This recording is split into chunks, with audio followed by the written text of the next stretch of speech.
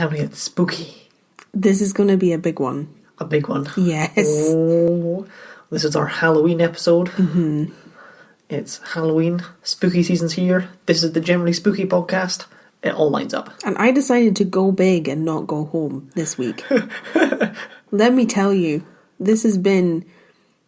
Kieran knows this, but this has been the hardest episode to put together. This has taken me so long. I need it out of my brain. It's super creepy, super dark. But that's what we're about. That's what we're here for. We're here to get spooky and bring the spook to you. From our mouths to your ears. It's not good, like... That's disgusting. It's not a good slogan, is it? But I have a document. I have a 28-page... Hang on. How many page? A 26-page document here, full of just dark, and that's still disgusting. It's not the slogan of podcasting, is it? No. I want to turn the lights off so we can get spooky. Okay. I'm excited. You're the one that's going to get spooked. I probably will get spooked. You did get spooked watching a scary movie last night. I did. We watched Shutter Island, and I got quite spooked by it. Mm-hmm. It was spooky. So, Kieran's going to go turn off the lights. 'Tis the season. I'm going to roll the music. Okay. And then we're going to tell the story. Reconvene. 3, 2, 1. Go team!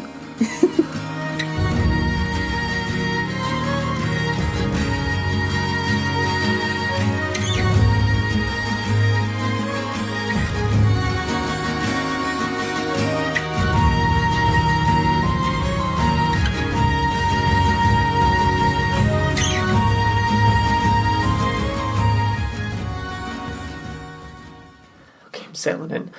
It's dark, it's late, lights are off, it's Halloween for you guys, or not in the future. It's very close to Halloween. This is as close as we're going to get to Halloween on the podcast, because we release it on Friday.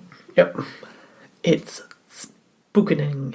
It was also my birthday yesterday, if you're listening to this on the Friday it comes out. Yes, it was. My birthday is the 28th. Happy yesterday birthday. Thank you, except it's a happy future birthday. From me. Tonight. No, but yeah. I turned 28. 28, everybody. On the 28th.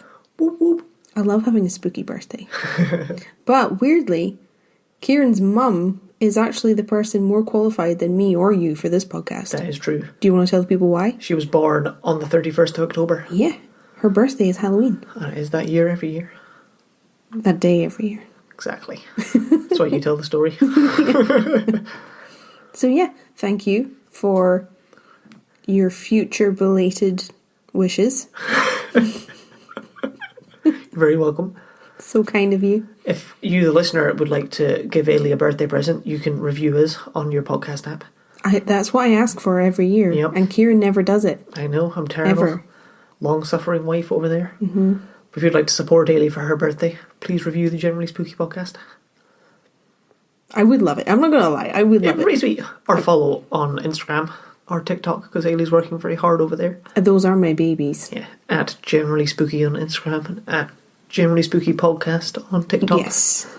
Yes. I don't know if you on TikTok, but I'm sure some people do. At me. Don't at me. Here to be spooked? At me.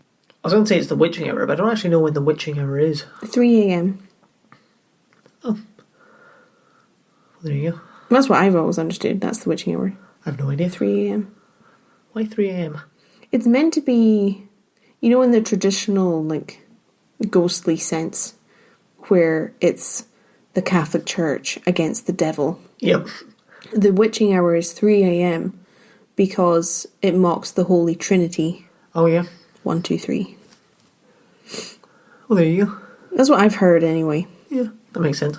But I don't know. It's dawned on me that I have zero clue. I mean, we could make it the witching hour now if you want. Sure. This can be the spooky hour. Mm-hmm. At 9 p.m. Almost exactly. Spooky. Spooky. Anything spooky if you just say spooky after. Right. So, what are we talking about this week? Oh boy. Oh boy. You don't even know what we're talking about this week. I know the title of what we're talking about this week. You don't even know. I know you've been battling with it for like a week and a half now. Oh, it's taken so long. Now, I put a lot of work into every episode, and that's not me trying to toot my own horn, it's just what each episode needs. Because I'd want to be historically accurate where I can. But honest to God, whenever I was working on this episode, the brain fog was unreal. I could not concentrate at all, and it wasn't making sense, and everything was really confusing. So this has been really difficult to put together. Maybe it was a curse that's stopping you from talking about it. I mean, when you hear the story, you may put more weight to that than you are now. It's been a really weird one, but I'm really excited to talk about it with you. I want to get your reaction because it's bananas. Well, I'm here to listen. Tonight we're talking about the infamous Boleskine House. Ooh. The home of the even more infamous occultist Aleister Crowley. Excellent. I always think of Crowley in Good Omens. That's an amazing book, by the way. It's really good. Like, if this is going to be too scary for you, then I suggest you turn this off and go read Good Omens. Because it's amazing. But this story it's on our turf, basically. Boleskine House sits on the banks of Loch Ness. Very cool. So it doesn't really get more paranormal than that. Yeah. To be on the banks of Loch Ness. That's pretty cool, isn't it? We drove around Loch Ness, so presumably we drove past it then. It's near Foyers. Mm-hmm. Which is a village close to the loch. Is it near Loch Ness? Well, for people who don't know, yeah. It's easy for me to say that to you, but not everybody lives here. It's near Foyers. Is that on the other side from where we are? We're on the near side of Loch Ness. On the side with doors, or on the other side? I don't know, Kieran. I don't know. Why you check? Do you know how long I've worked on this and you're asking me where Foyers is, even though I've been there? God, I don't know. That's fine. It doesn't really matter, presumably. Well, it does now. Fucking son of a gun. Ugh. Asking me to produce facts. It's on the east shore. Got you. If that helps. Largely helps. Where are we? It's on the opposite side of Drumnadrocket. Yeah. Is that where you thought? Yeah. Yeah. So I don't know if we'll have driven past it because it's quite remote. And that's part of the appeal, is that it's kind of away from everything. Perfect place for spooking. Boy, you don't even know. Yeah, looking at it on the map here, I don't think we will have... Oh, well, it's actually not that far off, like, the main road around the loch. Yeah. So we might have without realising. That's pretty cool. I can just see the map in the reflection in your glasses. I mean, the people at home could just look it up, but it's a bit rude for me to whip out my phone and look up Foyers. Because there's no phones during the presentation. Well, it's near Foyers. Near Foyers. That's basically all you need to know. And yeah, it's on the opposite side of Drumnadrocket. Yeah. And near Loch Ness for everyone else who doesn't live here. You'll have heard of Loch Ness, so you know where we are. Yeah. And if you haven't, episode 10 of season 1, Loch Ness Monster. We did a whole episode on Loch Ness Monster. Yep. Check it out. You should, because it's awesome. Yes, it is. Anyway, at first, when I was researching this story, I thought it was just going to be... I don't want to say just going to be, that makes it sound boring. I thought this was going to be like a standard haunted house story. Mm-hmm. Because I'd heard all the stories about Boleskine, that it was haunted and it was creepy. So I thought this story was going to be kind of like the episode about the Black Lady of Lark Hall. Oh, yeah. That's what I went into this expecting. Uh-huh. But this story has ended up just being so much more. Like, the house itself is a kind of phenomenon. And it's completely entangled in the phenomenon of Aleister Crowley. The two are completely entangled in each other, completely linked, which I didn't expect. That's exciting. Yes. Because, I knew he lived there, because it's kind of a local legend. Oh yeah, everyone's kind of vaguely heard of it. Yeah. It's like the Devil House on the Loch. But I wouldn't have thought like the house had anything to do with it, if you know what I mean. It's where he was. Well, it is to a point, but I don't know. It's really strange. It's a really, really strange story, and I feel weird telling it. This is the only story that I have felt Spooky. uncomfortable telling, ever. How exciting. Right? It's weird. Yeah, that is weird. I'm curious what sort of timeline we have. Well, Boleskine House sits on the site of an old church from the 10th century, Kieran. Oh, well, there we go. Teed that one up for you. That's my first line. So, once again, we're looking back about 1,000 years. That's where we like to hang out. It's, it was a simpler time. It was an easier time. Not in any way other than, workload. In every other way, life was excruciatingly difficult. Yeah. But right off the bat, we have a very gruesome legend attached to the church that was supposedly on this site. Or, I think there's evidence that the church was there, but the legend is supposed. Got you.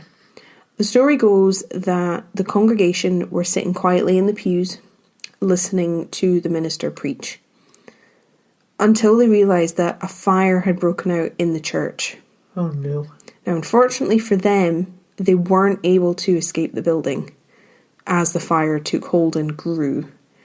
And they were all killed inside the church as the church burned down. Oh no. I really tried to find some historical record for this fire, but I couldn't find any. I'm not sure how detailed records would be from that period. Probably all burned away. You know what I mean? Yeah. Like, I'm not a professional historian. I don't really know what I'm looking for, but I did my best and I couldn't really find any records. But that's the legend of the site of Boleskine that seems to crop up over and over again, was that there was this burnt church. Very cool. With everyone inside it. Very gruesome. But that's where this whole story seems to start. This awful, terrible fire. Yeah. So that's not great. That sort of ignited the story. I'm going to need your emotional support to get through this story. I don't need jokes. But it's all I have. I am here to provide light banter. Let's run a poll from now until the end of the episode. And it's, do you like Kieran's jokes? Does it all get a vote? No. I'm screwed. Yes or no? Just tell us while you listen. We'll definitely hear you. In your review, you can say, "Happy birthday, Ailey. Kieran's jokes rock." Oh, I didn't even mean in a review. I just say it out loud. I'm saying it. And that will be the answer to the poll. Kieran's jokes are funny. Wrong. Oh, we've got the sillies. We're not going to have the sillies for long. Now, trust me, it's going to get dark in here real quick. By the 13th century, so 300 years, there was an established parish around Boleskine. So there's records of this parish existing. If you don't know, a parish is like the area around a church. That's the very basic explanation. And around Boleskine there was now a church and a graveyard. And there's records of this church and graveyard being there. Now, I saw conflicting reports that it was in the 13th century that the church was built, not the 10th. But it may be that there was an older church there and then a replacement was built in the 13th century. I'm not sure. I wish I could be more solidly accurate, but this is the best I can offer. Yeah. So there's conflicting reports. Later in the 1600s, the graveyard at least was in pretty bad shape. A journal entry from a traveller who saw it at that time said, "After dinner, we took a walk to see the Kirk of Boleskine, the poorest edifice of any kind I ever looked upon, as is also the manse. The churchyard is quite open without any walls, where you see plenty of human bones above the ground, and the floor of the kirk is overspread with them." Oh no. But how much was I shocked to hear that sometimes the dogs are seen carrying the human bones in their teeth. Oh, that paints a picture. It's pretty grim. That is grim. Bones above the ground. Similar to what we heard about greyfriars. Yeah, that's exactly what popped into my head. I feel like we must have mentioned that in the episode. I think so, yeah. Yeah, because the bodies aren't always buried very deep. Well, yeah, because there's so many bodies in there. Mm-hmm. They aren't very deep, and they quite often, like, bones pop up out of flower beds and stuff after heavy rain. Mm-hmm. Oh yeah, just really bad weather. The ground moves. So something similar was happening at Boleskine Graveyard. Do you think it's because it's so full, or they were that impoverished that they couldn't fix it, I wonder? Well, I don't know. If you were that impoverished, you wouldn't have a stone, and there are stones there. So I don't know. I don't know if it's just the conditions, because remember, they're kind of on the banks of the loch, so everything's kind of on a hill. That's true. So it may be that if you get really bad weather, this is just conjecture, I have absolutely no idea. But, you know, if you're getting lots of rain and it's washing down the way... It's kind of washed it all away, Maybe, I don't know. But it kind of paints a picture of what things were like at that time. Grim. Yeah. Another legend of Boleskine comes from around this same time, concerning a minister called Thomas Houston. Now, I spent a solid afternoon. This was my activity one afternoon while you were working opposite me, and I said I was scripting. I was trying to find him, just anywhere, and I cannot find any records of him. The only information I was able to find out was repeated over and over again on every article about Boleskine, is that he was born in 1648 and he died in 1705. Huh. But I can't find a birth certificate, I can't find a death record, I can't find anything that says he actually existed. The only thing that's repeated across all articles, because they've all read it from each other, is his birth and death. It's self-fulfilling, isn't it? And do you know how frustrating that is to me? Very. To not be able to find the source of the first person who said it. It's like Chinese whispers. Yeah. Well, what did this man who did or not exist say? Well, the legend is that Thomas Houston had to go above and beyond in his role as the local minister. He came up against a local cunning man. So we've heard about cunning people before. Yeah. A wizard, a necromancer, who was using black magic to raise the bodies of the dead from Boleskine Cemetery. Ooh. Now, Houston was tasked to basically recapture these animated bodies and bury them again. Oh, man. That's the legend of Thomas Houston. Oh. Maybe it was his dog. Carrying the bones? Yeah, just like carrying the bones to his house. What are you doing? You know, I'm going to get in trouble. And then someone came around and, why do you have all these human remains in your house? Like, it's my dog, it's my dog. And then they just didn't believe him. It's the necromancer. The necromut. That should be on a t-shirt. So yeah, that was the legend, that he was having to rebury the bodies that had been raised from the dead in the cemetery. Well, that's tough. Mm-hmm. That's a tough gig. What's a good, a good floor to this story, isn't it? Well, I wanted to include these, even though they're just legends, because it kind of paints a picture of the land that Boleskine House itself is built on. Well, I didn't think there would be anything before the house itself was built. I'm not sure how old the house is, but I'm sure we're going to get to it, but I don't think it's super old. The house was built in 1760. Really? Yes. Wow, that is much older than I expected. Mm-hmm, it's been there a while. But then I don't know when Aleister Crowley. I don't know why I'm saying Crowley. I probably should have checked. It's Crowley. Crowley. Crowley. I don't know. I'm going to say Crowley. You can be annoyed about it, but I need to pick one and stick to it. Fine, I'll sit here and be annoyed and not say a word the rest of the podcast. Okay, that's fine. That's fine. We can deal with that. Wait, no, what? No? No. I respect your decision.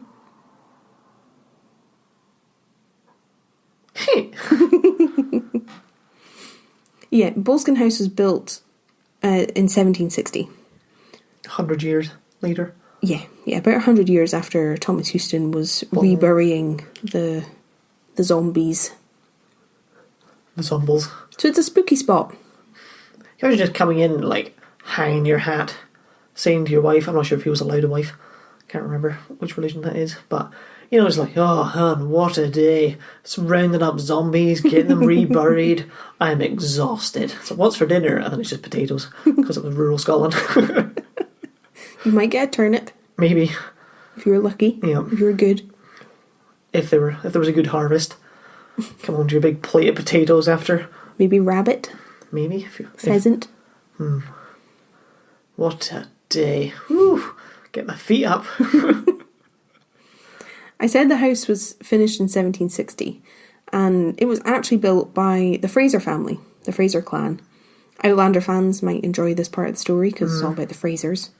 They were the clan in power at Boleskine and the area surrounding.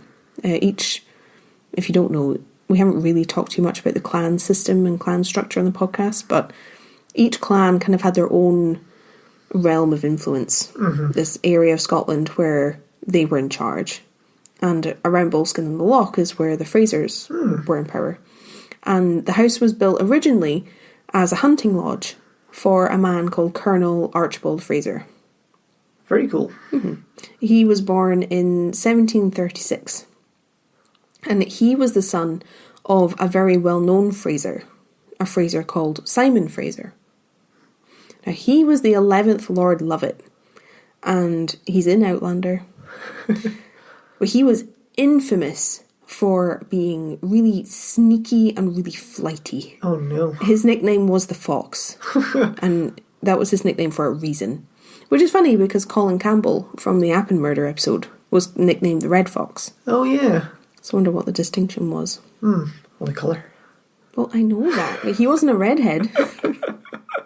Now, the reason that people knew Simon for being sneaky was for the way that he behaved during the Jacobite uprisings. Oh. Now, we're not going to get too far into this because I want to have episodes purely on Culloden and the Jacobites, but basically Simon was a bit of a dick because he played both sides. Oh. He went between. Cheeky bastard. So there were times where he was supporting King George and then other ones where he was supporting Prince Charlie. He kind of flipped between the Hanoverians and the Jacobites, depending on what benefited him the most. And he would sort of play them off each other. We talked about that before, picking the winning side.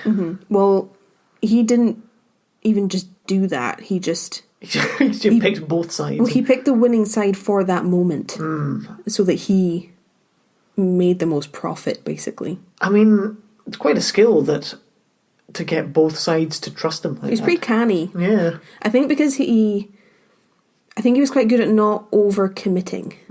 So, being kind of vague and not committing fully to something, that would give you a lot of wiggle room. Yeah. But the rest of his clan, the Frasers, they were present at the Battle of Culloden. That is accurate in Outlander. But Simon, even though he was Lord Lovat, wasn't there. Oh. He wasn't at Culloden. He didn't fight with his men. Cheeky And bastard. I think it was about 300 Frasers who fought at Culloden, and he didn't go. Damn, that must have been a large part of the army, because it was a huge force. Yeah, it was... They were a major component of the Jacobite army. And yet most of them died. Culloden was a slaughter. So Simon Fraser pissed off a lot of people, as you can imagine. Yeah. And he actually ended up being beheaded at the Tower of London for treason. Oh, wow. So some might say he got his just desserts. Yeah, that'd be fair to say. He played the game, but lost. Yeah. Now, one of the stories that's told about Boleskine House is that people have heard really strange bumps and noises down one of the hallways in the home. The house itself is quite an odd shape. It's like an L shape. Oh, yeah. And I'll try and have a picture up on socials for anyone who's interested. It's kind of an L shape. And most of the rooms are on the ground floor. It's not like the Georgian homes we've been looking at with multiple stories. Most of it is largely on the ground floor. So people have been hearing really strange bumping noises down this hallway. Any guesses as to what people have said this is? Oh, I'm sure they said it's all manner of everything. Do they say it's the sound of Lovett's head hitting the floor? Yes! Oh! Points to you. Yes. Yeah, people claim that this is the sound of Simon Fraser's head rolling down the hallway. Nice. Which is strange, because he was beheaded at the Tower of London. I know, I did. And I don't think he lived to see the house built. But later, there's a character in the story we'll talk about. He claims that Boleskine House is very near the geographical centre of the Highlands. And through At this connection, Lord Lovett's spirit has made its way back to the home. And his head just rolls down the hallway. An odd claim. But imagine if you saw that, though. Oh, if you saw the head thumping Yes. past. You just wouldn't. You'd be like, nope. My brain rejects this fully. Walk back into the bedroom. You alright? Yeah, some football rolled past. Weird. I think there's a cat in here. I'm surprised the geographical centre, I mean, it depends how you work that out, is near there, because that's quite far south of the Highlands, really. Yeah, I don't know. I mean, it's probably just somebody saying stuff. I'm not sure. I don't really know what to make of that. Because it's not actually... I haven't got it written in my notes. It's just something I remember reading. Because I didn't check it or anything. It's just one of the claims. Just a thing. Yeah. Back to Archibald Fraser, though. So he's the son of Simon Fraser. I still don't trust Archibald after Archibald Erskine. Oh. Well... Can't trust an Archibald anymore. I'm not going to say you're wrong. Yeah. From the House of Dunn episode, for those who are curious. If he's an Erskine, yeah. That's House of Dunn. Yeah. Archibald the Wicked, I think his name was. Was he the Wicked? Oh, he would have been from Culzean Castle. Oh. Okay, it's all these Lord such and such, the such and such. It's very confusing. Yeah. Yeah, Archibald the Wicked is from the Culzean Castle episode. Yeah, I think he was the one who He gets whisked off in the devil's chariot. Yeah, the devil's chariot, and he gets cursed. Cursed by the witch. Yeah, that was Culzean, I think. Anyway, Archibald Fraser. His mother was a Campbell, actually. From what I can see, her cousin was the one who presided over James Stewart's trial at Inverary Castle. What? That's crazy. And apparently the Frasers and the Campbells were pretty buddy-buddy, which I never knew before. Oh. And that was one of the reasons for this marriage and other marriages. Damn. That's Yeah, her cousin did that awful ruling. Heinous. Right? Now, it's quite sad, actually, because Archibald's mum, ended up leaving Archibald with Simon because she left her husband. Oh. Which, it's the 1700s, that's not done. She'd been really unhappy with him, so she moved to Edinburgh alone. Oh. And lived life independently of her husband. But even worse than that, apparently Archibald watched the Battle of Culloden as a child. Oh, no. They lived somewhere in that area because Boleskine House wasn't built yet, remember? Oh, yeah. He was born in 1736 and the house was built in 1760. They weren't living there at the time. He watched the battle, and if you didn't know, I don't see how you wouldn't, but Culloden was incredibly bloody. It was awful. He watched as a child. Ooh, so he would have been stay with you, 9. That'll mess you up. Yeah. Archibald became Lord Lovat after his older brother died in 1782. Got you. So after the house is built. Yeah. But by most accounts, Archibald was not a nice man. See, can't trust an Archibald. No, that's why I didn't want to say you were wrong. John Preble, a historian who wrote about Archibald, said he was a nervous, excitable man who seems to have needed little encouragement to see rebellion and riot behind every ben. Ooh. He was a harsh landlord. He had a big ego. And he became a fan of overindulgence and drink later in life. And that meant he lost a lot of respect. So he didn't have a very good time. One of the only good things I read about him was that he supported and helped with the repealing of the Highland Dress Act. Have you heard of the Highland Dress Act? I have not heard of the Highland Dress Act. Well, it affects you as a man who wears kilts to weddings. I do like to wear a kilt. Because the Highland Dress Act came into effect after Culloden and banned the wearing of tartan. Oh, wow. And lots of different elements of the Highland way of life. So Archibald actually helped have that repealed, which meant people could wear tartan again. That's good. So that's the one good thing I can say about him. I mean, everyone can have a shining moment and still be an arsehole, that can't they? one thing. Yeah, that was the thing, the Highland Dress Act existed. Oh. But again, we'll talk about it in another episode about Culloden. But I thought it was interesting. He died in 1815, but he seemed more than prepared for it.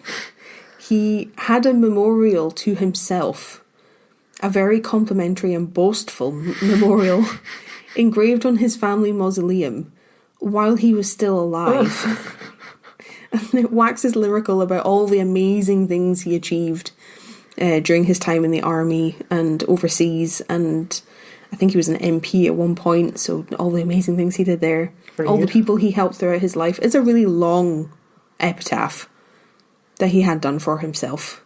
But I mean, if you're going to be boastful, it might as well be then. Well, yeah, that's the time to do it. If you're going to do it, do it in a way that people will remember forever. And he gets the benefit, make sure it's done right. Yeah, like he saw it. He had it done while he was living. Which he was very distrustful, would make sense. Yeah. But then George Mackenzie from the Greyfriars Kirkyard episode 1 of season 2, he built his mausoleum thing 9 years. Well, he built the mausoleum for his whole family. Yeah. Like, he had spaces left for his whole family to be buried with him. And he designed that himself and then had it built and stuff around the same time, I think. It seems to me that it's more of a modern attitude to be so afraid of death. Yeah. And unprepared for it. Because it seems like earlier generations and earlier eras had more of an acceptance of death and were more keen to prepare for it. Because I know very few people who now would say, I am going to have my stone made, or I'm going to have a tomb made for my entire family. It's just not done. No. Don't have religion in the same way anymore. No, I guess that's part of it. It's just interesting. It's interesting when you look at different death traditions looking back. So, like, in the Victorian times, they approached mourning in a completely different way to we do. Oh, yeah? Oh, yeah, they had all kinds of things. They had specific mourning jewellery made that would have, like, little bits of hair from the loved one in a locket or a ring. And you've probably seen those photos that they used to have taken. Or if someone had just died. No. No? Boy. If a family member had recently died, they would have a photographer come in and they would dress them and prop them up as if they were living and take what was effectively one last photo of their loved one. Strange. They used to do it a lot with children. Oh, ooh. But yeah, they'd have all kinds of like rods holding them up and things so that it looked as if they were still alive, but they're dead. That's bizarre. So, you know, looking at different traditions, Yeah. it's interesting, I think. Yeah, I think it's quite interesting. If a little morbid. Yeah, a bit. I'm willing to say that. I'm willing to concede that. Unfortunately, Archibald outlived all of his children, which is sad no matter how bad a person you are. So Boleskine House ended up being passed down to his grandson, who is also called Archibald. As is the way. But, of course. The house... I saw that he had the house built in a specific place so that it would annoy his father or, like, annoy his memory. Nice one. But the house was worked on and extended until about 1830. So that's after Archibald died. So, remember I said earlier that Boleskine is that funny shape. Yeah, you said it was L-shaped. And all on one level. Well... You didn't say that part, but yes. I thought I did. All the rooms are on the ground floor. Nope. Yes, I did. I was listening. I did. I know Fight I me. did. I will fight you. I know I said it. Okay, maybe you did. You probably did. You normally do. Weigh in on their argument. Did I say it or did I not? Has Kieran deliberately edited it out so that he's right? All on one floor. Yes, but there's a particular rumour about the extension of the building of the house that I think you'll be interested in. Apparently, there's a secret tunnel that links Boleskine House to Boleskine Cemetery. Oh, that's bizarre. I'm fairly certain it's true. I had to look at different sources. There's a direct tunnel linking both of them. Grim? How eerie is that? That is eerie. Who needs quick access to a cemetery? Well, I don't know if this is how things actually work, like, spiritually, but I wouldn't want any kind of direct link between where I lived and a graveyard. Yeah. Spiritually or physically, I don't want any of it at all. I don't want a link. Yep. But yeah, apparently there's a tunnel. Damn. That's bizarre, to say the least. Spooky secret tunnel. Spooky secret tunnel. Mm-hmm. The Frasers owned Boleskine until the end of the 1800s, so 1894. And from what I found, between 1894 and 1899, a woman called Mary Rose Hill Burton owned the house.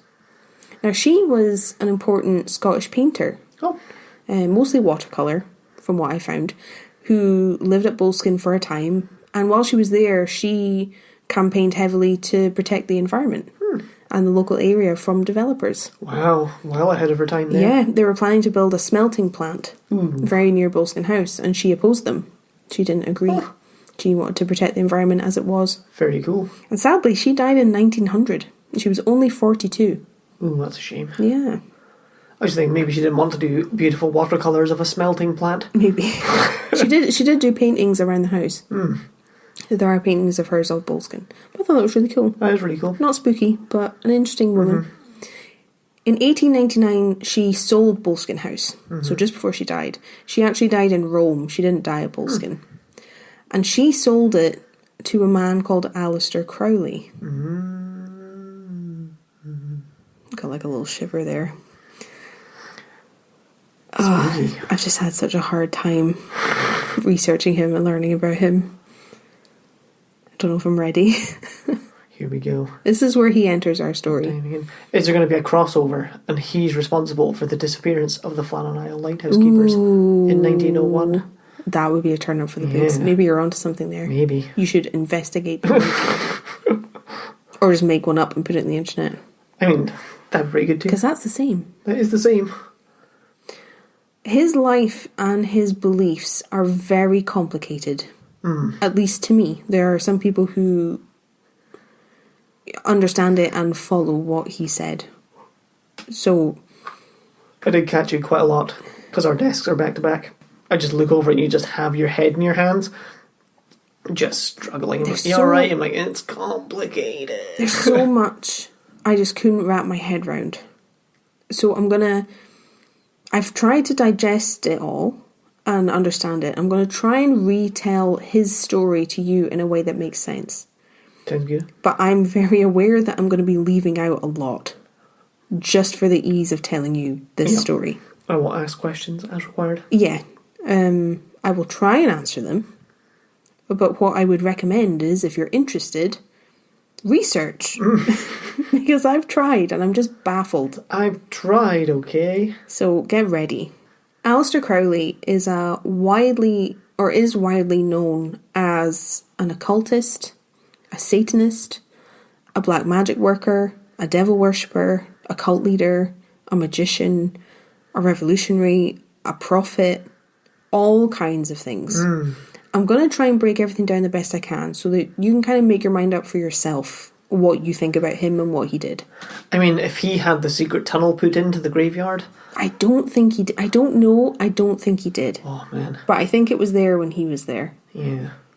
So yeah, you're going to have to make your own mind up. I've tried to keep it reasonably balanced because it's not my place to judge someone. Call him an ass. Especially when I don't understand it. Like, that's not my remit at all. If I don't understand it, I can't judge it. Can't judge it. So bear with me. Bear with me. Just know that whatever I say here is seriously skating on the surface of his life. Crowley was born in 1875 to a pretty wealthy family. They had a considerable amount of money. And he was actually called Edward Alexander Crowley. He adopted the name Aleister. I think because Aleister is Gaelic for Alexander.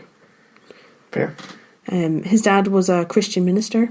He was a travelling preacher, but he died when Crowley was quite young.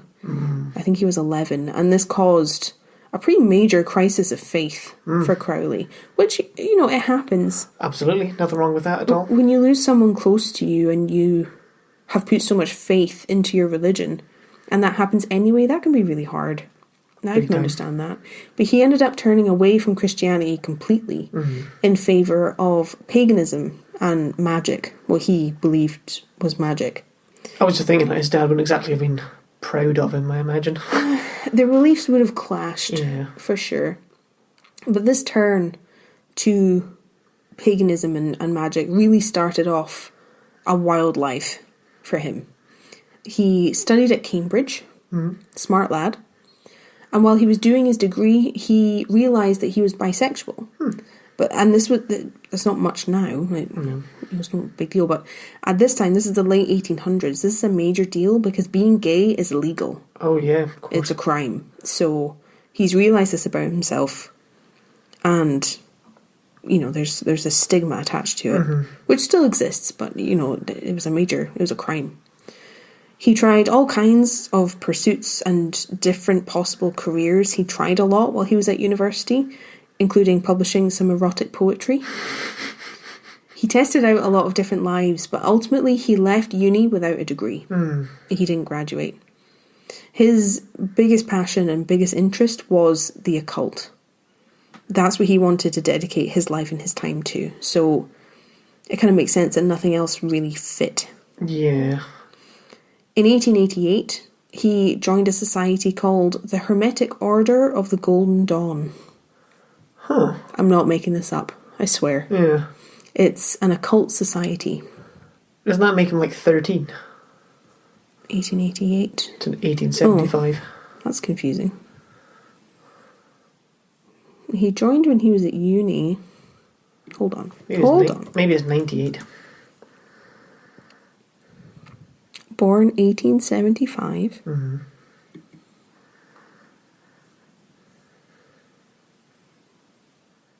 1898. 1898. Apologies, that was my mistake. Sorry. That is a typo. 1898. Should I just say that again? No. Just call that. Okay. 1898, he joined the Hermetic Order of the Golden Dawn. Hermetic Order of the Golden Dawn. Now, from what I understand, which is minimal, I've tried, there's pages and pages of notes I've taken, just to distill it down to the Golden Dawn is kind of like the Masons, except they're focused on the paranormal and the spiritual. Interesting. Whereas from what I understand, the Freemasons are kind of a Christian society. Vaguely. I really don't want to upset anybody. If you are upset, please understand it's just because I'm stupid. It's not... I'm not trying to be inflammatory in any way. Crowley joined this society because he was interested in the occult, and they seemed to be able to explore that in ways that he wanted. Have you ever wanted to join a secret society? I wondered about the Freemasons for a while. Curiosity. But that's it. I don't like the Masons because they don't let women join. Yeah, it's kind of put me off. It's 2021, guys. This isn't a golf club. Sort it out. Now, Crowley tried to work his way up through the tiers, the hierarchy, because this is a society, so obviously there's a hierarchy where people are better than others. There's always a hierarchy. Nothing inherently wrong with that. But a lot of people weren't keen on him and didn't like that he was progressing through the different levels because they didn't agree with the way that he lived. He was pretty unpopular to a lot of people. He took a lot of drugs. He had a lot of sex. And remember, this is the late 1800s. It's the Victorian era. People don't like that. And there was a particular book that was important in the operations and the rituals of the Golden Dawn. And this is called the Book of Abram. Okay. I'm not going to get into the details. I researched them. I studied so much, but it's so confusing. So, it's a book. And it's written in the style of a fictional story. But there's like hidden meanings in it where it's imparting magical knowledge and rituals to the reader. Oh, nice. Through this fictional tale. And to sum it up, an Egyptian mage called Abram teaches a German Jew called Abraham magic. Very simply put. Sounds alright. I'm sure it's in a movie, the Golden Dawn thing. Can't remember if it's something Da Vinci Code-esque or that Nicolas Cage one that's kind of like that. I don't think it's the Da Vinci Code. It's not the Da Vinci Code. I'm sure there's some sort of movie like that talks about the Golden Dawn. Maybe? Can't remember. I don't know. In this book, there's a lot about living life the right way in order to sort of bring yourself wealth and good fortune, it's teaching you how to do that. And the magic itself is based on something called word squares. Basically, you break down what you want to happen, like the actual words, the written words, and then you create a word square related to that desire. So you kind of jumble the letters around and place them in a shape, and then you use that to make a spell that makes it happen for you. As you do. I've said that like a pleb. I mean, it's just a bit weird. I just don't know. I think you don't know because that's just a bit mad and strange and culty. Okay. Isn't it? You're with me so far? As best I can be. Okay. Another part of this book, this magic, is a way of reaching out and speaking to your guardian angel. Now just stay with me. I know this is confusing. Stay with me. And through being in the Golden Dawn in this order, Crowley really wanted to do this. He was very taken with this book and the rituals that the Golden Dawn would do that were based on this book. He was fully taken in, and he wanted to reach his guardian, his spirit. He wanted to carry out the very specific ritual that would allow him to do this. But the requirements for this ritual were in themselves very specific, down to the location. Everything had to be just right. Now, in his book, The Confessions of Aleister Crowley, he wrote, "The first essential is a house in a more or less secluded situation. There should be a door opening to the north from the room of which you make your oratory. Outside this door, you construct a terrace covered with fine river sand. This ends in a lodge where spirits may congregate." Now, can you see where this is going? I mean, where on earth could you find somewhere like that? Well, in 1899, Aleister Crowley bought Boleskine House. He bought it from Mary Rose Hill Burton, like I said, the artist, for twice what the house was worth. Oh, dang. Well, I was wondering how much he paid for it. I don't have a specific... But twice what it was worth. Figure. Yeah. It was like thousands, but like... 1899 thousands. Yeah. Like, hang on, I'll see.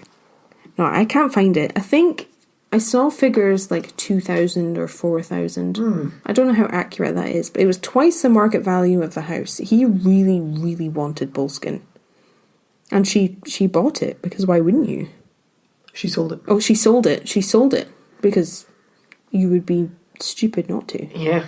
And then she went on holiday to Rome and had such a booze up she died. Well, I think part of the reason he was so keen on Boleskine was because it exactly fit those lists of of requirements that he needed. Other people think he just liked it because it was remote. Yeah. And it would give him a lot of privacy for these workings. These same people think that Crowley wrote this after the fact to make it seem as if Boleskine was fate. I don't know which way around. Don't know. Those are the two arguments. What if he murdered her to get his money back?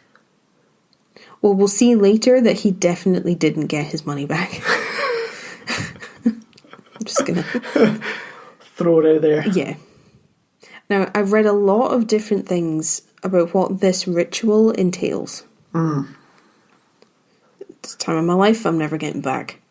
In one place, I read that in the run-up to the ritual, for 6 months, Crowley had to completely abstain from alcohol, from drugs, from sex, everything that he really enjoyed. Yeah. Basically, he couldn't have any of it. And in another place, I read that the reason for the river sand being put at one of the doors was to catch evidence of the footsteps of the angel that he would speak to. Yep.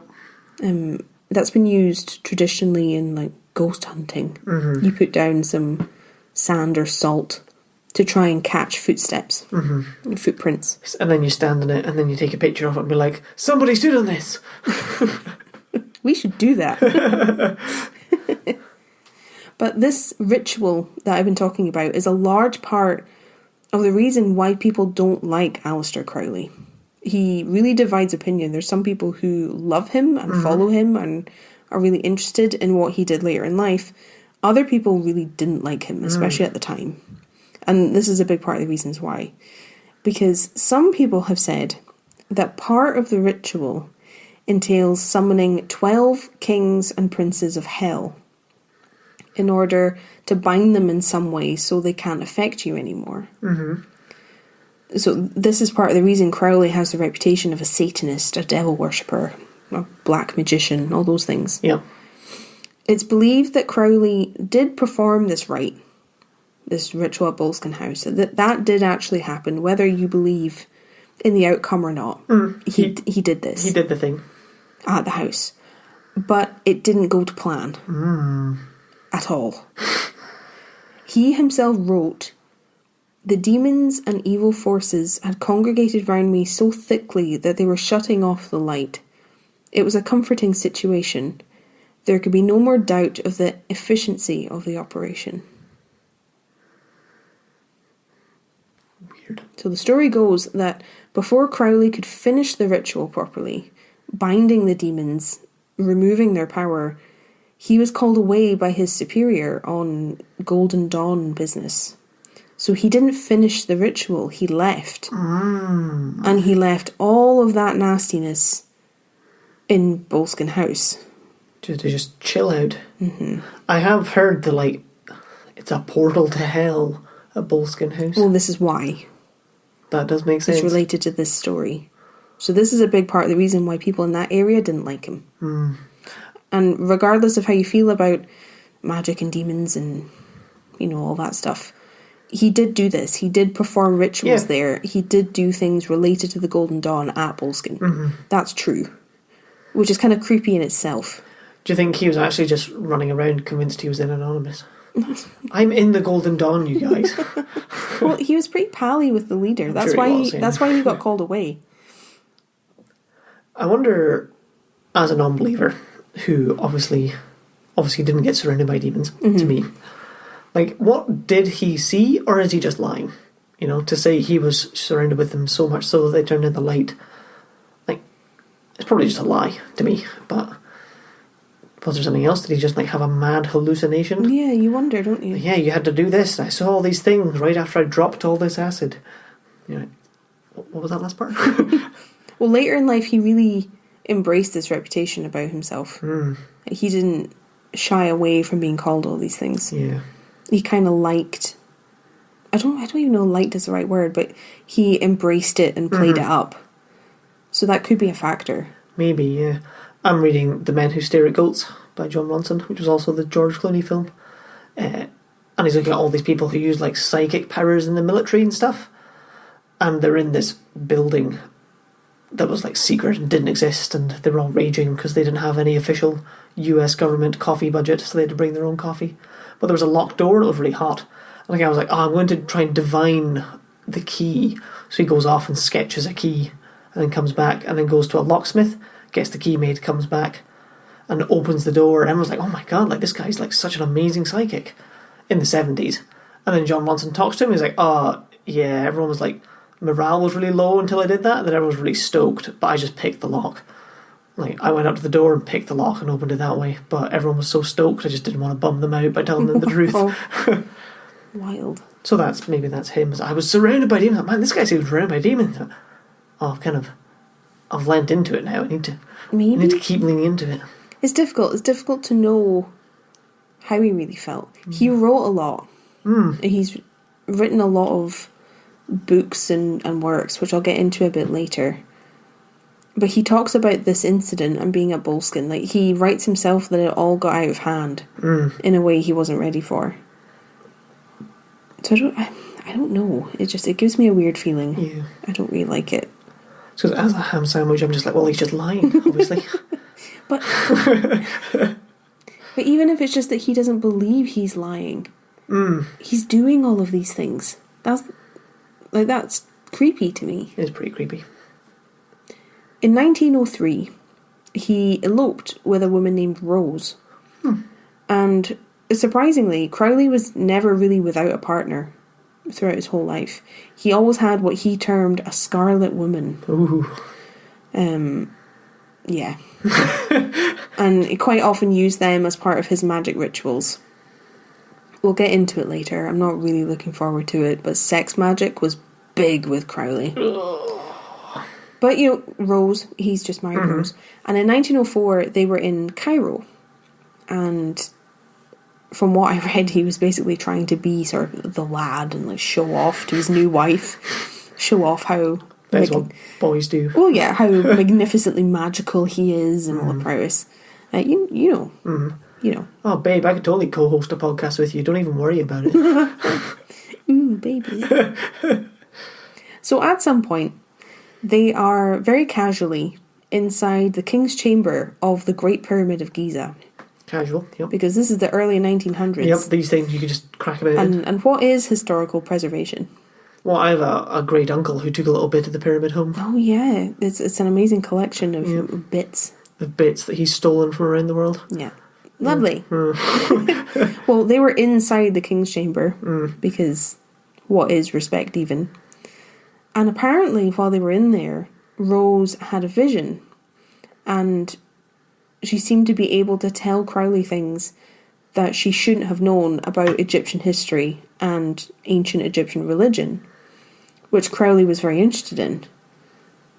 She was having these visions, she was seeing things she shouldn't have been able to, and it prompted Crowley, basically he got orders to write solidly for 3 days, starting exactly at noon for 1 hour.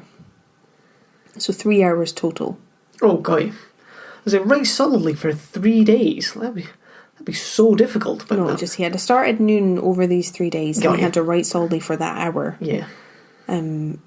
Basically, this divinely dictated document from these Egyptian gods telling him the right way to live and the correct religion. And he wrote down all of these texts, and these became the texts of his religion, which is called Thalama. Oh, we're barreling towards Scientology. Yeah, I know. I was just thinking with her having the visions, at least, her research capabilities are much less than the guy from Most Haunted, whose name I've forgotten, the psychic. Oh, yeah. Well, it seems like it's because she kept being able to identify things on the wall, and she was telling him things and answering his questions. And it seems like things she might have picked up just from being around him, because he was very interested in Egyptian history, ancient Egyptian history. But he took that to be that the gods were speaking through her. Yeah. So there's...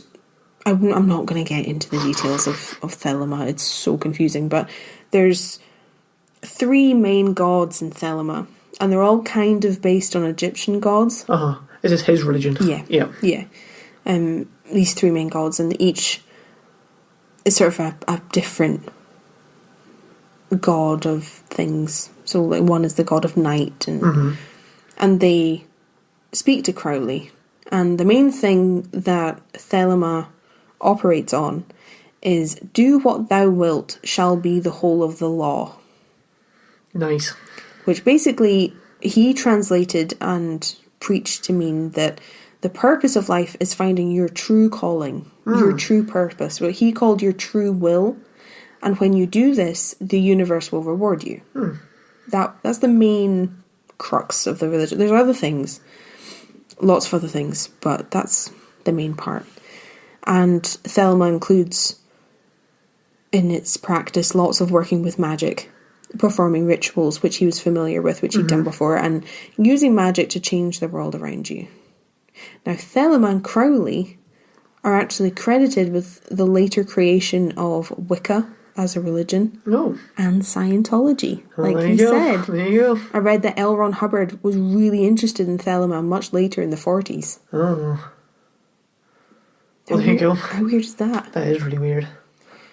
Now, one of the major things in Thalama, like I said, is pursuing your true will. And you reject the restrictions placed on you by society to do this, which played a big part in how Crowley approached sex. I was just thinking, this is a great opportunity to just do whatever you want, isn't it? Yeah, he focused a lot on sex magic, lots of sex rituals. On the plus side, Crowley believed that, through Thalama, if you were gay, then you should be able to be open about it. Well, that's nice. That you should be who you are. even though the norms of the time rejected that idea. So that's a good thing. That's a good thing. That you should be honest and you should embrace who you really are in terms of your sexuality, which I'm all for. Sadly, he was also pretty sexist. Naturally.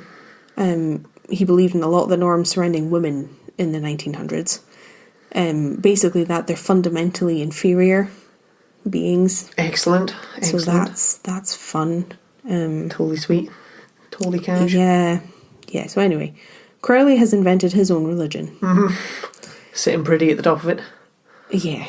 Now, his reputation in the area surrounding Boleskine was pretty bad.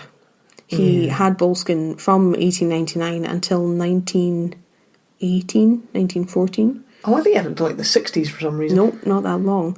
But rumours flew about the things he was getting up to in the house. Oh, absolutely. Because, he's a man who's created his own religion and has followers Well, and is performing rituals. Yeah, and if he's open about dealing in sex magic and such like, what's he not open about, you know? Yeah. Now, his housekeeper, a man called Hugh Gillies, had a really hard time. Not just cleaning up after. No. Both of his children died pretty suddenly and very young. His daughter died while she was at school. Apparently she died at her desk. Oh, no. And his younger son, who was only a baby, died at home in his mother's arms. And a lot of people put this down to Crowley's influence. Oh. And they believe that he had brought this down on Hugh because it was so unfortunate and so awful. Oh, that's a shame. They put that down to him. In another story... You would want someone to blame, wouldn't you? Oh, well, it's so awful. It might make it easier to have someone to blame. Yeah. Because at least then there's something. There's a rhyme or reason to it. Yeah. In another story, people claimed that they heard Crowley bragging about how he had ruined the life of another employee in the house. The man that he was talking about, he'd been sober for about 20 years. He turned things around for himself. He wasn't drinking anymore. But when Crowley heard that he was sober, he got the man really drunk at Boleskine and then sent him home. Oh. And then the man tried to kill his wife and children because he was so drunk. And Crowley thought that this was funny. Jesus. What an asshole. I mean, that was self-evident already, but what an asshole. But and this is it's a story. I can't verify. I'm not saying that it absolutely happened. It's just a rumour that went round at the time. People really didn't like him. Another story tells how a butcher in Foyers, the village nearby, had an accident while he was at work, just after Crowley had come in. So Crowley he'd gone to pay for his meat, his bill, but he'd written some kind of incantation or spell onto the bill from his religion as he paid it. And after this, the butcher slipped and he cut through his femoral artery. Oh, fuck. And he died. Oh, no. I was hoping at best he just, lost a finger or something. No, really, really bad. If you don't know, your femoral artery is a major artery through the body. If you cut that, there's a very good chance you're going to die. He bled out. Jesus. Other rumours told of the many, many sacrifices of animals that took place at Boleskine as part of the rituals. Cats, goats, all that good stuff. And stories of what Crowley got up to later in life kind of prove that this is true, because I don't doubt it. He did this in front of other people later in different places, so there's a good chance that really happened. Again, I'm just speculating. And he had 2 daughters with his wife Rose, believe it or not. I was just wondering if he has any kids. He had 2 daughters, and I think he had children with other women. There was one of his children who nobody even knew existed until she died in 2014. Oh. So he did have children. Yeah. I'm not going to talk about them too much because they're not a huge part of the story. But he ended up divorcing Rose in 1909. From what I could see, she wasn't a believer in all the things that he was. But in 1911, he had her committed to an asylum. Oh, God. For alcohol dementia. Ooh. Oh no. So not a happy end to a marriage. Not that there ever is one. In that same year, 1909, he travelled to Algeria. And he performed some sex rituals and some animal sacrifices and some demon summoning on a mountain. Nice. With a guy. So that's all super chill. We summoned some demons today. Aye, that sounds fun. In 1910, the year after, he was sued by the Golden Dawn. Oh, yeah. Because they were angry at him because through his religion and his teachings, he was revealing secrets about the Golden Dawn. Ooh. And they were really unhappy about it. He had nabbed things that he liked from them, and putting them into his own writings and translating it into his own way. He was there going, dude, shush. Which isn't the way he saw it, because he believed that everything to do with the religion was dictated to him by one of the gods that he followed. Mental. Does that make sense? Yeah. He won his court case. Damn. But all of a sudden, a lot more eyes were on him than before. So he had that reputation around Boleskine, but this kind of brought him to a new level nationally, because this was down in London, I think. He was tried. And 1910 Britain did not like what they saw. They were not here for it. Yeah, that's fair, isn't it? And I mentioned it earlier, but it seems like Crowley was playing up to the reputation that the press had started to build around him with this court case. Because they called him all types of things. Mainly a Satanist, which he wasn't. That's a different thing. But he leaned into it. Yeah. He wasn't a Satanist because he didn't subscribe wholly to a Christian heaven and hell. He actively rejected Christianity, so... Well, he wasn't a Satanist because he was a Thelamite. But he kind of contradicts that in things he says and writes, so it's tricky. Is that not the stuff you like, the bumps on your skin you get? Thalama. Yeah. Cellulite. Don't out me on the podcast. A lot of the papers and the magazines of the time, because he was brilliant news material to be able to talk about this man. Absolutely. A lot of them said that he performed human sacrifice. But it seems like he didn't. There's a reason they thought this, and it's because they didn't read through his works on Thalama properly. He wrote several books outlining what Thalama was about and all that stuff. But I can't say that the supposed truth is much better. We may have to bleep this out. In one of his books, book 4, he wrote, "A male child of perfect innocence and high intelligence is the most satisfactory victim." And in the book, he talks about how he's sacrificed 150 of these boys every year as part of his practice. And this is what sent people absolutely scatty, because they thought he was sacrificing hundreds of people. Yeah. So they took this to mean human sacrifice. They were annoyed at it. Well, I don't blame them. He wasn't talking about sacrifice. He was talking about ejaculation. So yeah. Grim.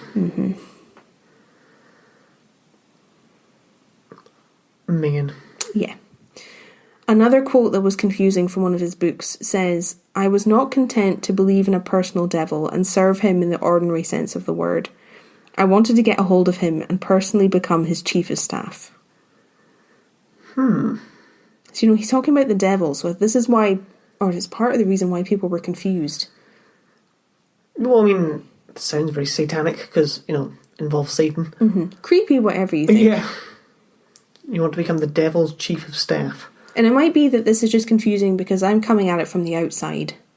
I really don't know everything that he's talking about. But it's contradictory and it's confusing. He referred to himself as the Beast 666 in a lot of his work and things. That was his title.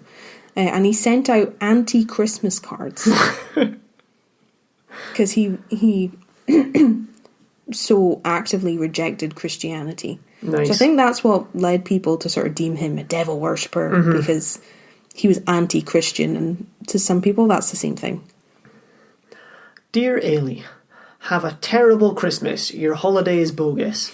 Your friend, Aleister. Well, actually, a lot of the time he referred to himself as Laird Boleskine. Oh, why not? So the card may well have come from Laird Boleskine. Dear Haley. Now, there are some details about his magical workings that I'm going to tell you now, and I think we are going to have to bleep. It's going to get very sexual, isn't it? It is. Which we very, very rarely do. We don't really bleep. Yeah. But these are they're just uncomfortable. They're just bad. Maybe I'll not bleep them. You'll never know. I'm the editor. No, I would respectfully request that you either trim this bit, because I think your reaction is going to be funny. But I don't really want to have it recorded of me saying these things. You know? I'm not a prude, but they're pretty bad. So, I mean, I'm just going to get my ringtone so that when I get a text, it's just you going, ejaculate. No! I don't want that. So, yeah, that's my 2 cents. Mm-hmm. I've said already that sex was pretty important to Crowley's magic and his rituals. He used it for a lot of things. Good reason to have lots of it, isn't it? Well, it's the perfect excuse. There was one rite in particular that required anal sex to work. Very nice, very nice. Classy. It just seems like the perfect excuse. Just laying out there. Yeah. But another part of his magic was the consumption of sexual fluids. And this was his replacement for the Eucharist.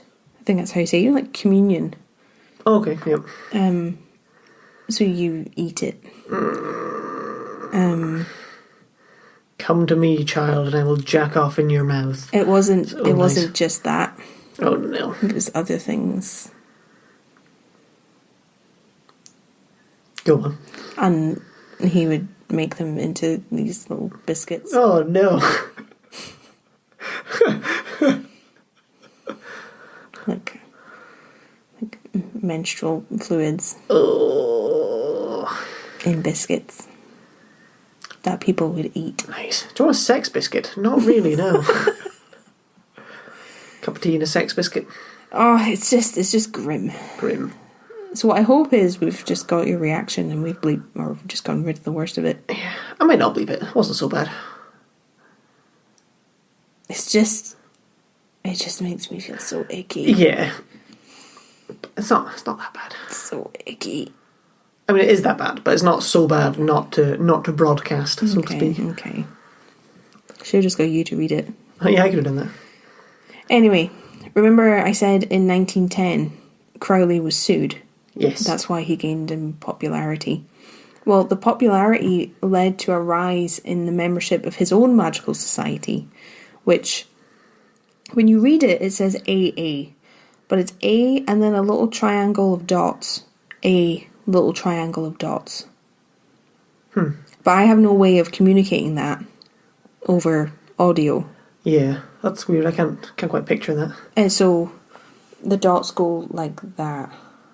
Oh, okay, just like 3 dots and a triangle. Yeah, a triangle. So an A and then a little dot triangle and then A and a dot triangle. Well, there you go. Again, apologies, I'm getting things wrong here, but this is very confusing. So with the court case and all of this attention, membership of his society went up. So this is different to his religion. Kind of. They're Sort a of. society that practice his religion. Got you. The Thalama and Louisites. I think. I don't know, because it's a whole mishmash of different stuff, so I really don't know. But he was associated with the society, and the membership went up after the court case. Nice because more people were finding him who were interested in what he was doing and what he had to say. This pursuit of your true will and... Having lots of sex. presumably. And he wanted to take advantage of this. He wanted to keep all of these new members who had joined. Keep the hype. So he came up with a plan for a performance that he could do in front of a live audience to show them the benefits of his religion and sort of the truth of what he was saying. Sounds ominous. I mean, it sounds legit, you know? Live performance to prove that your magic is real. That always goes well. At the first of these performances, he dosed the punch that was served to the audience with peyote. Oh, That's some serious shit. it's quite bad hallucinogenic, isn't it? Yes, it's wild. He spiked them. Oofed. Like, but, Well, I mean, that would make you seem much more fantastical. well, yeah, the first performance was very warmly received. I bet. The journalists who were there had a great time. Yeah, he spiked them. Wow. The reception of his second of these performances was a bit more mixed. He was labelled, quote, one of the most blasphemous and cold-blooded villains of modern times. Nice one. Nice one. Unquote. So, you know, he divided opinion. I bet the second one he got his Sex Biscuits out and everyone just went, whoa, I am not here for this. Oh, I don't even want to talk about them. He ended up being accused of plagiarism by another secret magical society in Germany. But he managed to talk his way around the leader. And he ended up being named ex-Supreme Rex and Sovereign Grand Master General of Ireland, Iona and all the Britons. And head of the British branch of that secret society, which was called the Mysteria Mystic Maxima. Well, that's a statement and a half all in, start to finish. I swear I'm not making this up. I don't think you could. This is legit. But I kind of resent that there's this secret society and they're like, yes, you are the leader and the grand master of these people. I know. You're not master of me. I know. Alright, go fuck yourself, mate. No. I don't recognise you, sir. No, that's weird. That's how you become a Covenanter. I just have that burning stone inside me.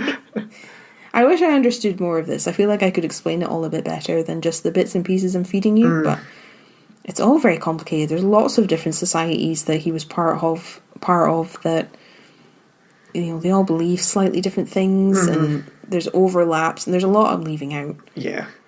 It's just weird to think that all these societies exist. And I'm sure they all believe they have complete power over the world. Yeah, probably. Just a bunch of arseholes not doing much or achieving anything. That I can't comment on. Feeling really good about themselves. By 1914, the outbreak of World War One, that's where we are. Crowley really wasn't doing well financially. I mean, it's not like he could just work a normal job and earn a normal wage. I don't think it's very profitable to just sit in your house doing rituals, is it? No, not really. I mean, he was getting money from the societies. There was all kinds of things that they were paying for and helping him with, but he really wasn't doing very well. And I'm not sure how much time he was actually spending at Boleskine in the years before 1914, because he travelled quite a lot. Like the performances I talked about, they were in London, so he was travelling about the place. I don't know how often he was actually at home.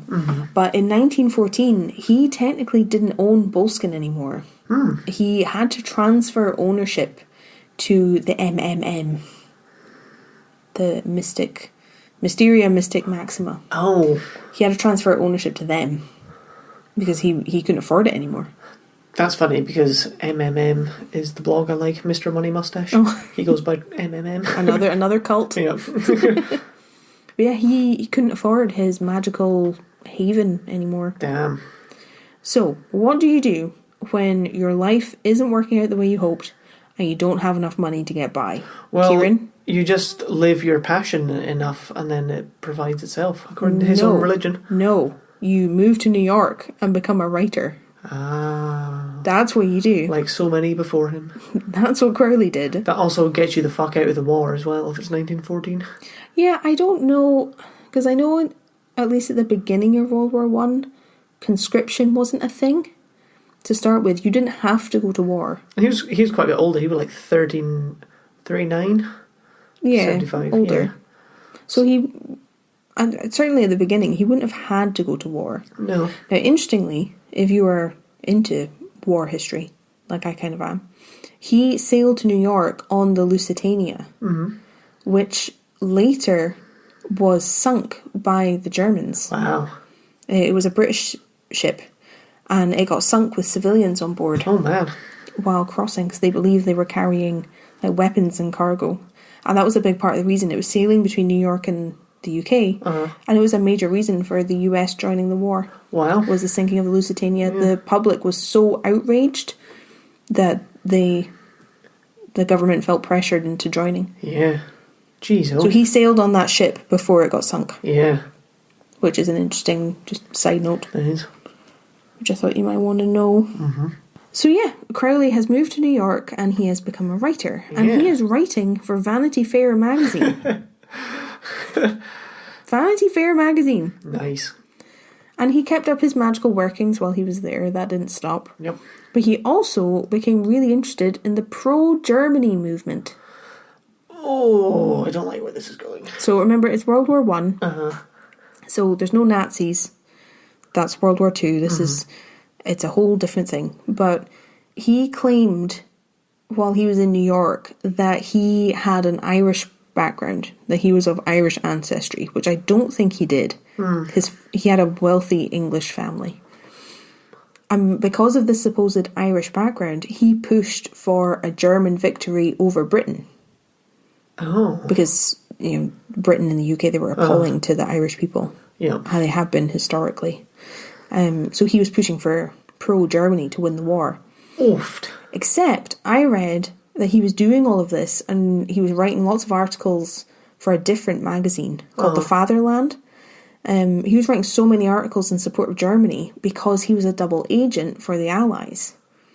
Not a real supporter for Germany. So he was writing lots of articles that were completely over the top in his support for Germany. And people knew who he was. So the hope was... People would get in touch with him? No, people would read these articles that were completely mental from this person with this really bad reputation, and it would lose credibility. The movement would lose credibility in the US. Does that make sense? Oh, yeah, that makes sense. It's an interesting thought. I think it's genuine. I think it's fact from what I saw. But because he was working as a double agent, his reputation was absolutely shot. Because people were reading these articles and seeing he was supporting Germany as a British person. Well, yeah, it seems like he's going to shoot himself in the foot. People got really angry. Big way. And like in one of the articles, he compares Wilhelm II, I think he was the Kaiser of Germany, to Jesus. So it was completely over the top. I wasn't completely over the top. But the reason for that was people would read that and go, oh, you're ridiculous. What the hell is this guy even talking about? So it would lose its power. Yeah. Wow. That's bananas. And he eventually returned to the UK. He returned in 1919, so once the war was done. And he was pretty well hated. By the time he came back, people were not keen. No. On the Satanist pro-German. I know, it's not a good reputation he's building for himself, is it? No, it's not great. In 1920, he became pretty seriously ill with asthma. Oh. Which I'm sure you can relate to. It's not an easy thing to have. Now, as a sufferer of asthma, Kieran... Yes. Can you guess what his doctors prescribed him? In 1920? Fresh air. Fresh air. Interesting. Any other guesses? Like a warm bath, maybe. Okay. Fresh air, warm bath, maybe. Is that for the steam? Yeah, steam vapors. I know in ancient Rome you had this little bag of herbs you could use. Maybe you got a little bag of herbs to sniff. It's going to be something really weird, isn't it? Smoking? Heroin.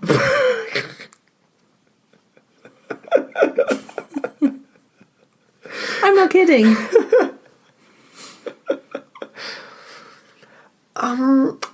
Do you know why? Because I treat asthma? Because heroin. I don't know. Because it's heroin. Sweet. I don't really know why. So this man who has created his own religion and is pretty well obsessed with sex magic is now addicted to heroin. Because it wasn't even his fault. He was prescribed it. Yeah. Heroin is wildly addictive. So he became addicted because his doctors prescribed this to him. The original opioid. So I feel for him because, what can you do? If the doctor's giving it to you, Yeah, like the opioid crisis. You assume it's safe. Well, you're sitting there being like, well, I'm choking on my own lungs over here. Like, I'm just going to sit and suffocate. Well, you need something. I need something to help me. And he struggled with this for the rest of his life. Do some heroin. Sweet, yeah, that sounds fine. Like, on and off. Like, there were periods where he was able to get clean and was able to come off it. Like, he would go to rehab and get off it. But he was on and off his entire life. Because it's heroin. Because it's heroin? Ugh. In the early 1920s, he reached a whole other level. I'm assuming because he was on heroin. Although he was trying to get off it in 22. He created the Abbey of Dilemma, which was basically a commune for his religion. Nice. And he had followers.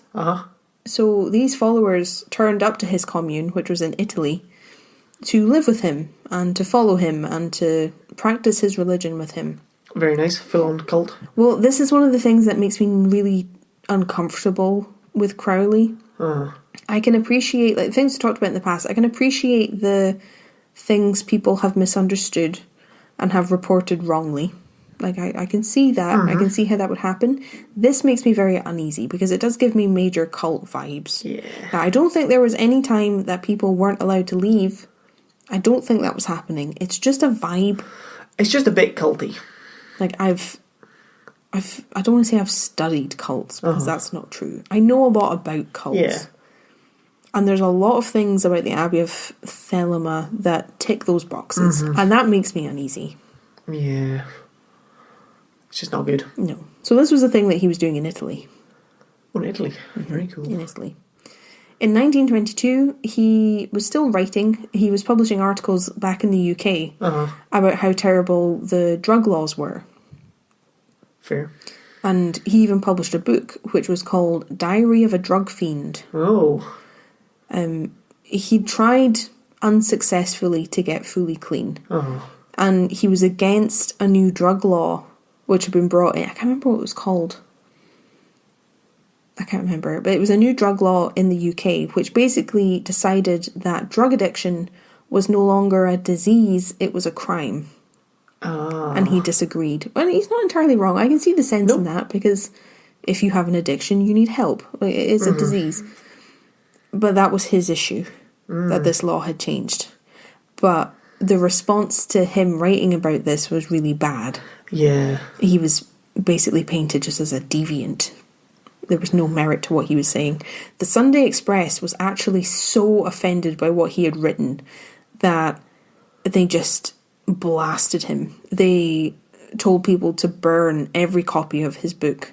Jesus. And they actually used their influence within the publishing world in London to stop his book being published completely. Fuck. Can't be doing that. That's what they did. Man alive. Because it was so offensive to them that he'd written it. Jeez, that seems a bit extreme. Yeah. In 1923, the year after, he suffered an even bigger blow.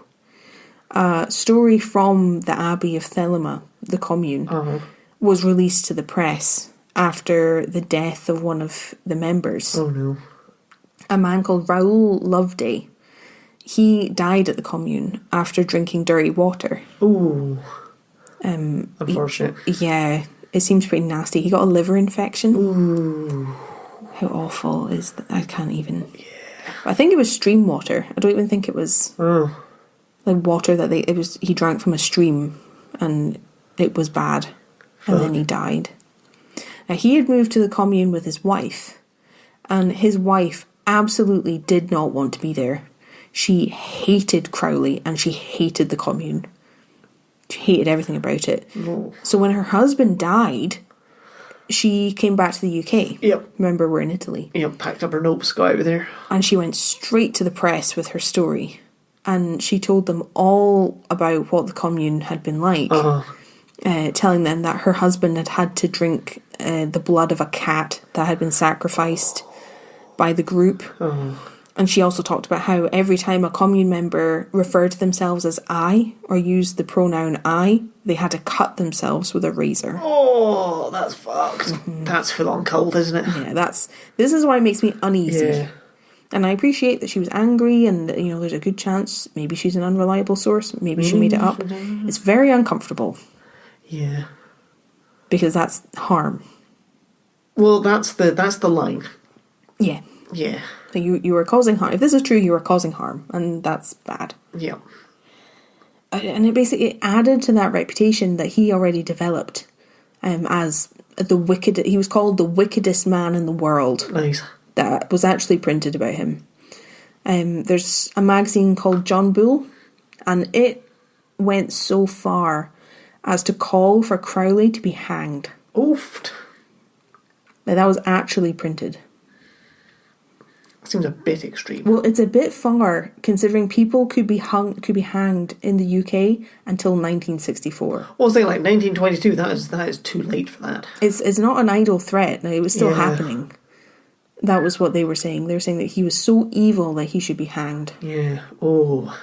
Now, he wasn't hanged, but he's in Italy when old Mussolini, who was in power at the time, found out what he was up to. Crowley was kicked out of Italy.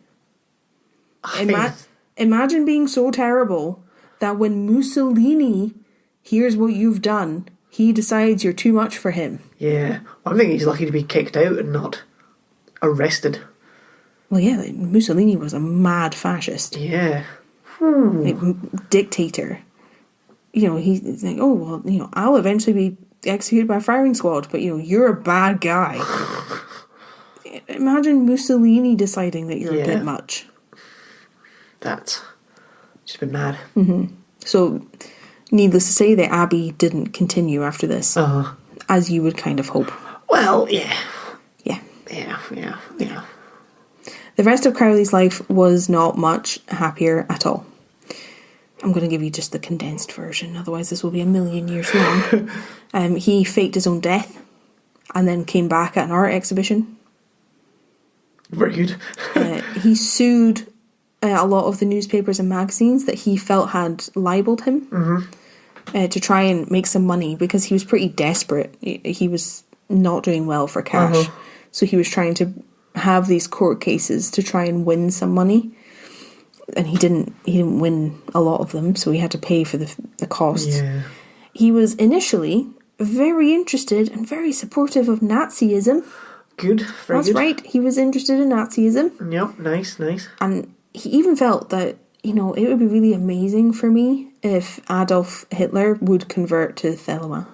Oh. That would be really great for me. He would spread the word, that would just be amazing. Oh, no. But when Hitler went after that German magical society that I told you about... I was just wondering how they fared through World War One. Hitler completely destroyed the society. Yep. That was when Crowley decided that Hitler was a black magician.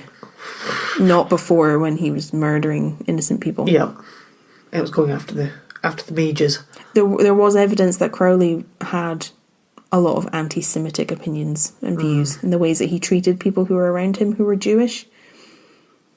It's not good. No. It's really, really not good.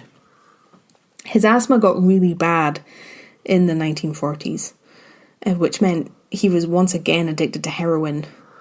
Well, because it was relieving his asthma. Yeah, that's what I was thinking. Because when you said he got clean, probably got clean and his asthma got worse. Yeah. If it did help. And then he'd go to the doctor and they're like, oh, you should try heroin. And he'd be like, oh, there's nothing else? No. Because it can flare up. You can have bouts of it where it's really bad. But yeah, he was addicted to heroin again. And in 1947, he died of chronic bronchitis with other complications and things going on. He only had about a dozen people at his funeral. It was very small.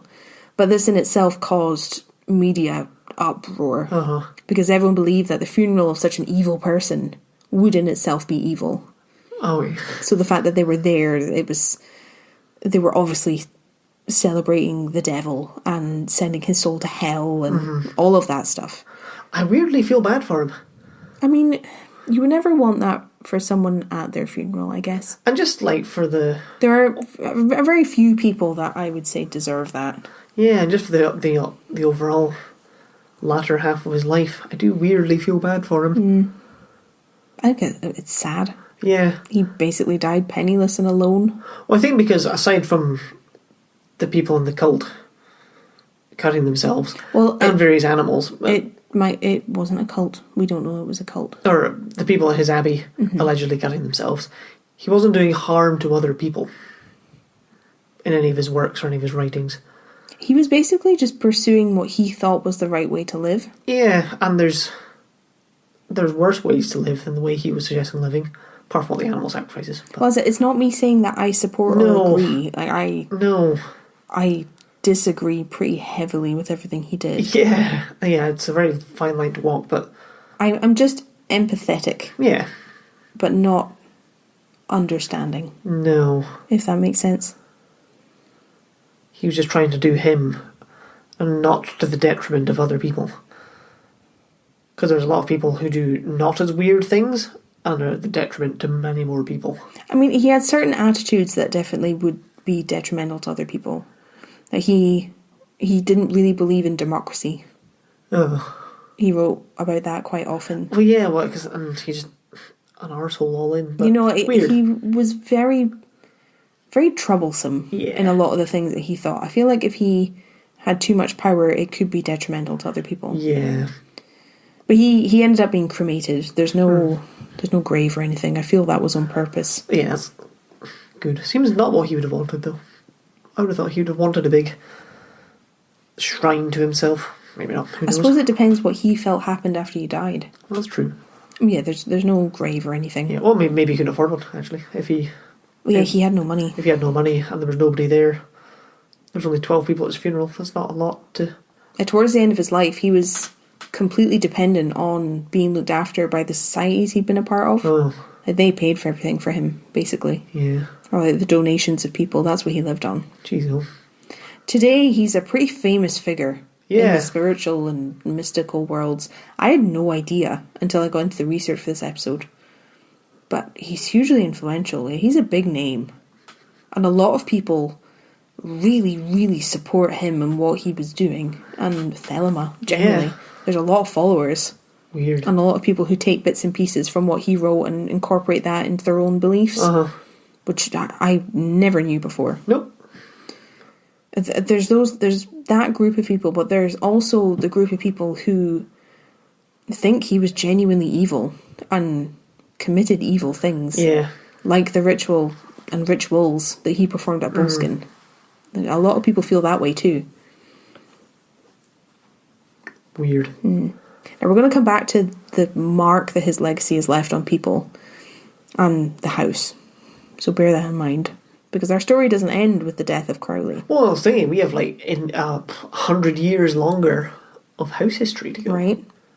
So after Crowley's death, around that time, Boleskine House was owned by the Lorraines, who I believe were responsible for a pig farm scam that involved the house. I'm not going to get into all of that, but the owners basically used the house as a way to cover up a bigger scam that they were carrying out down near Glenrothes. And it all involved pigs. And they embezzled millions of pounds through this scam. Damn. So we can maybe do an episode on it, the big pig scandal.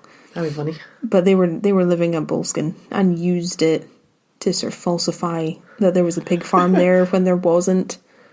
And they made loads of money by pretending.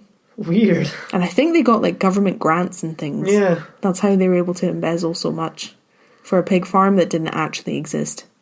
Bizarre. Yeah. Yeah. You'd think if you were doing all that, you'd just have a small pig farm, you know? Yeah. But I mean, why bother? Well, if you get away If with the it. scam's working, why Yeah. bother? You'd just be laughing your ass off that you got a grant for a pig farm when your pig farm doesn't exist except on this bit of paper. I know. Unfortunately, in the 60s, I saw both 1960 and 1965 mentioned. A later owner of the house, a man called Major Edward Grant, he committed suicide at Boleskine. Apparently in the room where Crowley had performed the ritual that we talked about earlier, that he was found in that same room. Spooky. Very nasty, very spooky. But one of the most famous eras of the house came later, in 1970, when a certain Jimmy Page bought Boleskine House. You didn't go for a James Page. He's Jimmy Page. Now I take it you've heard of Jimmy Page, I Kieran. am familiar with Jimmy Page. if you haven't and you're listening, Jimmy Page is the guitarist for the mega famous rock band Led Zeppelin. I don't, I've got it in my notes here. I don't know if we'd be allowed to play a little snippet of Led Zeppelin. Probably not. Just to give a little flavour. A little bit of spice. Probably not. A little bit of Stairway to Heaven. A little bit of Stairway to Heaven. Well, that's a shame. You should listen to Stairway to Heaven. I could grab a guitar and play the first 4 notes. That's all I know. Well, that's a good start. Jimmy Page was a fan of Crowley, which was actually why he bought the house. Very metal. He found out it was for sale. Mm-hmm. He knew that Crowley had lived there and he decided that he needed it. You know, and I mean, with everything to do with Crowley aside, it's a nice house in a nice location. Yeah. You know, if you didn't know any of that, you'd be looking at this big mansion on the banks of Loch Ness, and it's very beautiful. It's like, sweet, totally. But Page had been collecting Crowley memorabilia for years. Oh. He'd read a lot of what he had written. When he bought Boleskine, he filmed one of the Led Zeppelin music videos there. Really? Mm-hmm. He was a big fan. He had murals painted on the walls, sort of in the style of Crowley. That they found murals that were painted at the Abbey in Italy, so he replicated them in the house. Things like that. He was a big fan. Bizarre. Very creepy, and yeah, quite metal. Very metal. It was kind of a perfect fit. Maybe. Yeah. I mean, I like it. And I'd heard that. That's part of the local legend. Jimmy Page owned it.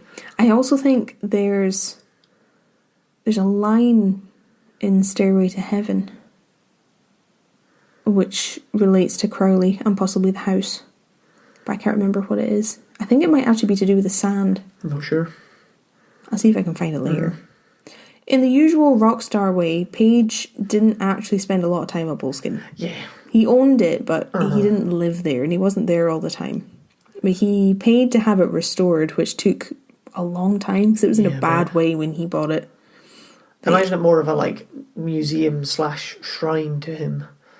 For himself. Kind of, it was still functioning as a home by the time he had it restored. Like, you couldn't go visit. It was privately owned. But, yeah, it was kind of a thing to have. Yeah. A thing to visit. Because Elon Musk bought Gene Wilder's old house. Yeah, I think kind of like that. And it was all a bit mad, and he just kept it all a bit mad. Which, it was obviously in better repair. Yeah. Boleskine needed a lot of work. So, because he wasn't there all the time, it was his caretakers that stayed at the house rather than him. And one of his caretakers was called Malcolm Dent. I read in one place that he was a childhood friend of Jimmy Page. But I don't have that verified anywhere else, so that might not be true. Who's Arthur Dent? Arthur Dent. Is that Hitchhiker's Guide to the Galaxy? No, I thought Arthur Dent was Batman. I thought he was Two-Face. Harvey Dent. Harvey Dent. Maybe Arthur Dent is in Hitchhiker's Guide.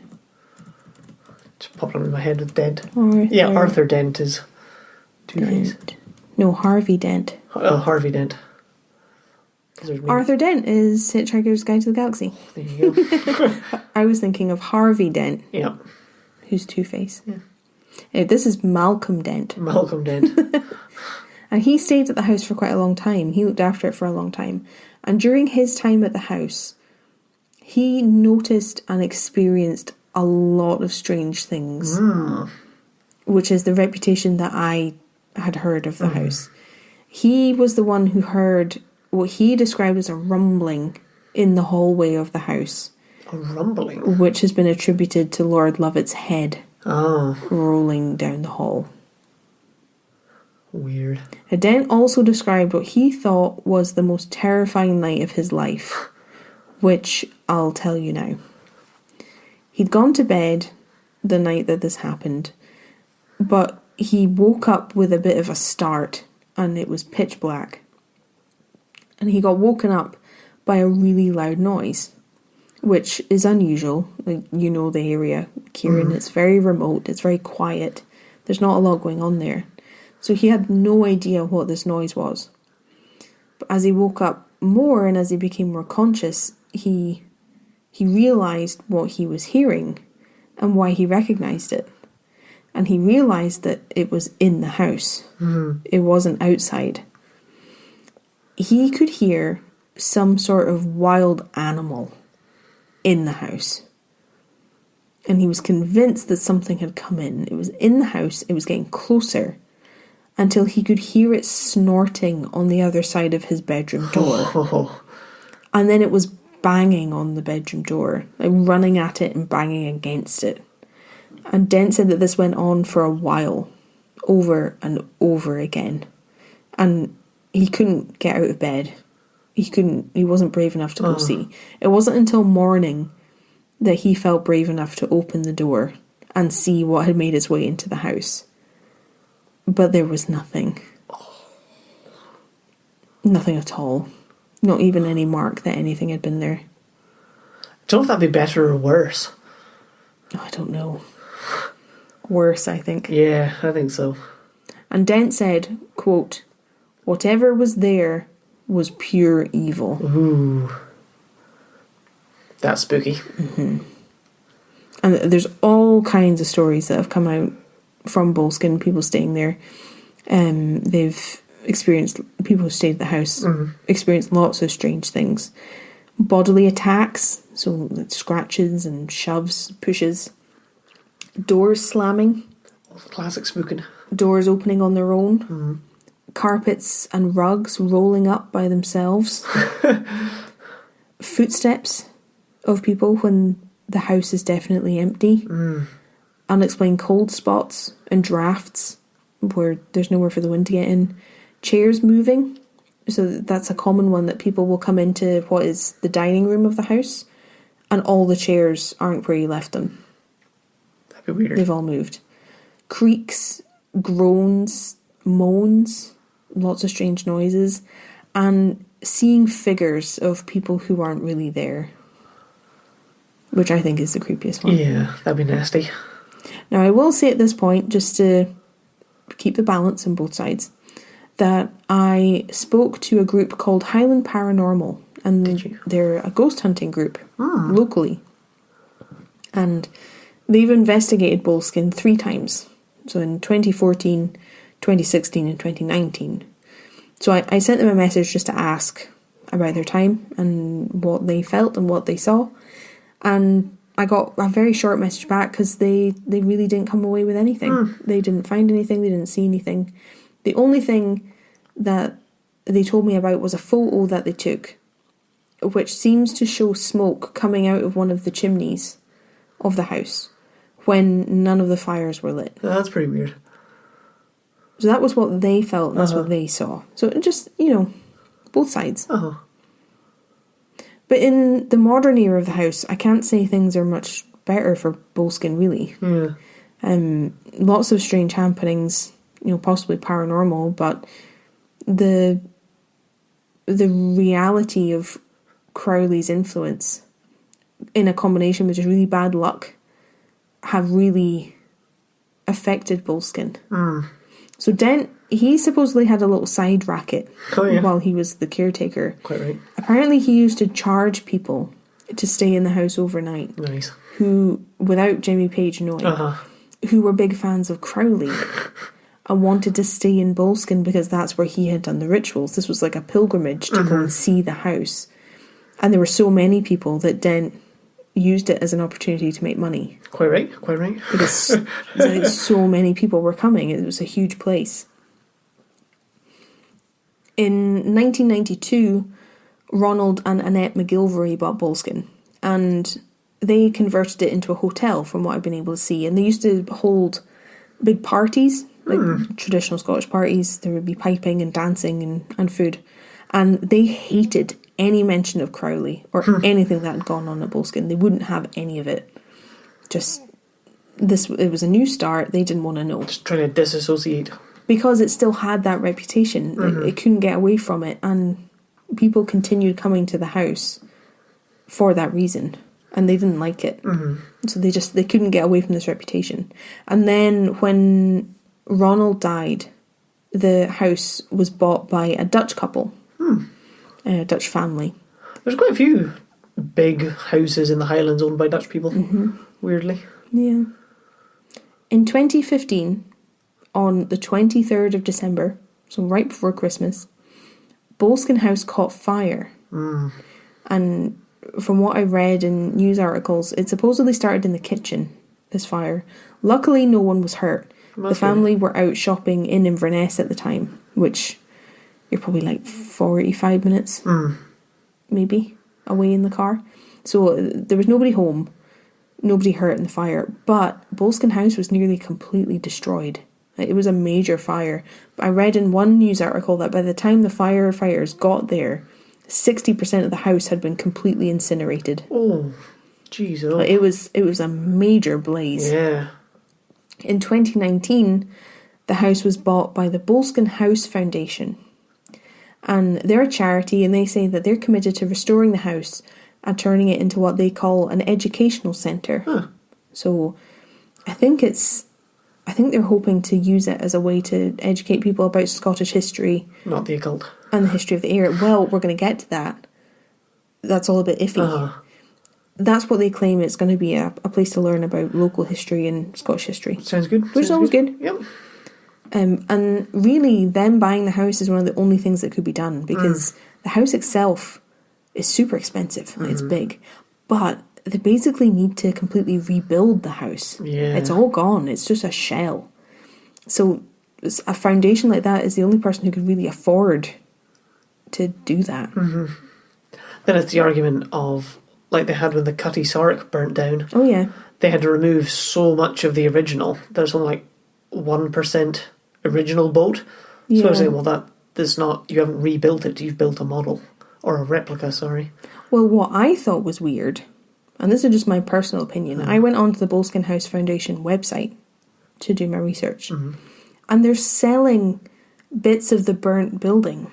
Oh, that's pretty weird. You can buy like a piece of burnt wood from Boleskine. Which I think is strange. I mean, I think that's quite a good idea, really. It's a good money-making idea, but I don't like it. Do you not like it? Well, just on a personal level. Yeah. There's not any like legal or like proper reason not to, like it, because it's a good money-making idea. You just don't like it? I just don't like it. I think that's quite cool. I think that's quite a good idea. Selling bits of a house that burnt down. Yeah. What was even worse is the house caught fire again. Yeah, I knew that. In 2019. So I couldn't tell if this is before or after they bought it. I feel like it's before. But this time, police think that the fire was set deliberately. Oh. They're treating it as an arson investigation, and they're still appealing for information. Oh, fuck. So obviously, if you know something about this, please tell the police. But it's like the house is a magnet for bad luck. Yeah. Because remember what supposedly happened to the church? I was just thinking that. Dun dun dun. What sparked this whole story? So like I was saying, the Boleskine House Foundation are working to restore Boleskine House and turn it into an educational centre. Once they've sold all their charred bits of wood. Yes. But the Kyra and Keith Reddy, they're the ones who started the foundation. I don't even think they're still there anymore. I think they've resigned. They were founders of the foundation, but they don't still work there anymore. They have had a hugely difficult time, both with restoring the place and with the media. Oh, yeah. Because I think it was the Times newspaper. I think it might have been a couple of them, but the Times is the one I saw, who have really picked apart everything that they're saying on the website. And they've released multiple articles about them and how their real goal is to spread the word of Crowley's teachings. Yeah. And to teach about the occult and this black magic. It'd be the place to do it. That's actually what they're doing. Yeah. And it went so far, they filed a complaint with it's IPSO, so the press standards body. If you have a story come out about you that's completely false, you can take a complaint to them and they mediate it and deal with it. So they did this with these articles. And I read the complaint and I read the things that the Times says that they've disputed. And basically they were annoyed because the paper claimed that they were going to use Boleskine as an educational centre for black magic, basically. That's what they were doing, and that they were hiding it from everybody. And that top members of the Foundation were members of the same secret society that Crowley had been a part of. Oh, yeah. And they were using this as a front for their magical dealings. Very conspiracy theory. Which the Reddies were saying wasn't true. So that was why they pulled up the complaint. So I read the whole thing, and it just seems like they've had a really hard time with newspapers and things. I can't imagine what that must be like when you're trying to do, a big construction job. Yeah, it's going to be so expensive to do as well.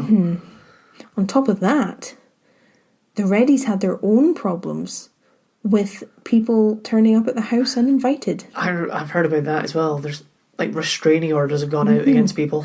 It's a big thing. Yeah. The only one that I could find a story about was from 2020. And I'm just going to refer to him as a man. I don't really want to give his name. No. It's not my place.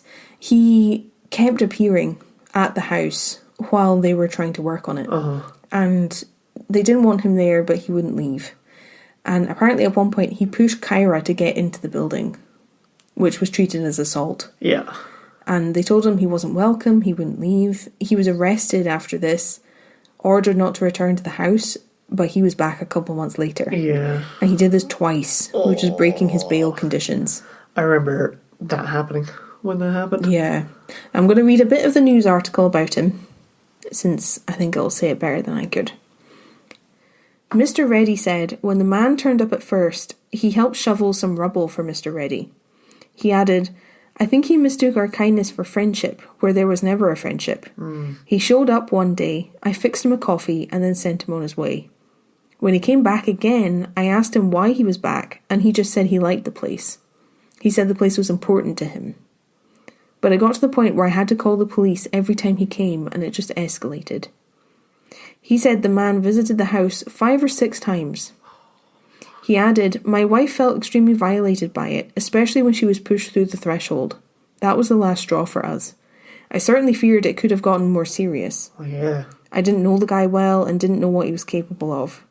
I certainly felt like my safety could have been threatened if he continued and was not to be taken care of by police. My wife felt that way too. The couple bought the house in 2019 and set up a foundation to rebuild the ruin into a visitor attraction.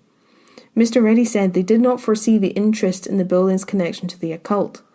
He said, when we thought about doing it, we thought it was the property development project of the century.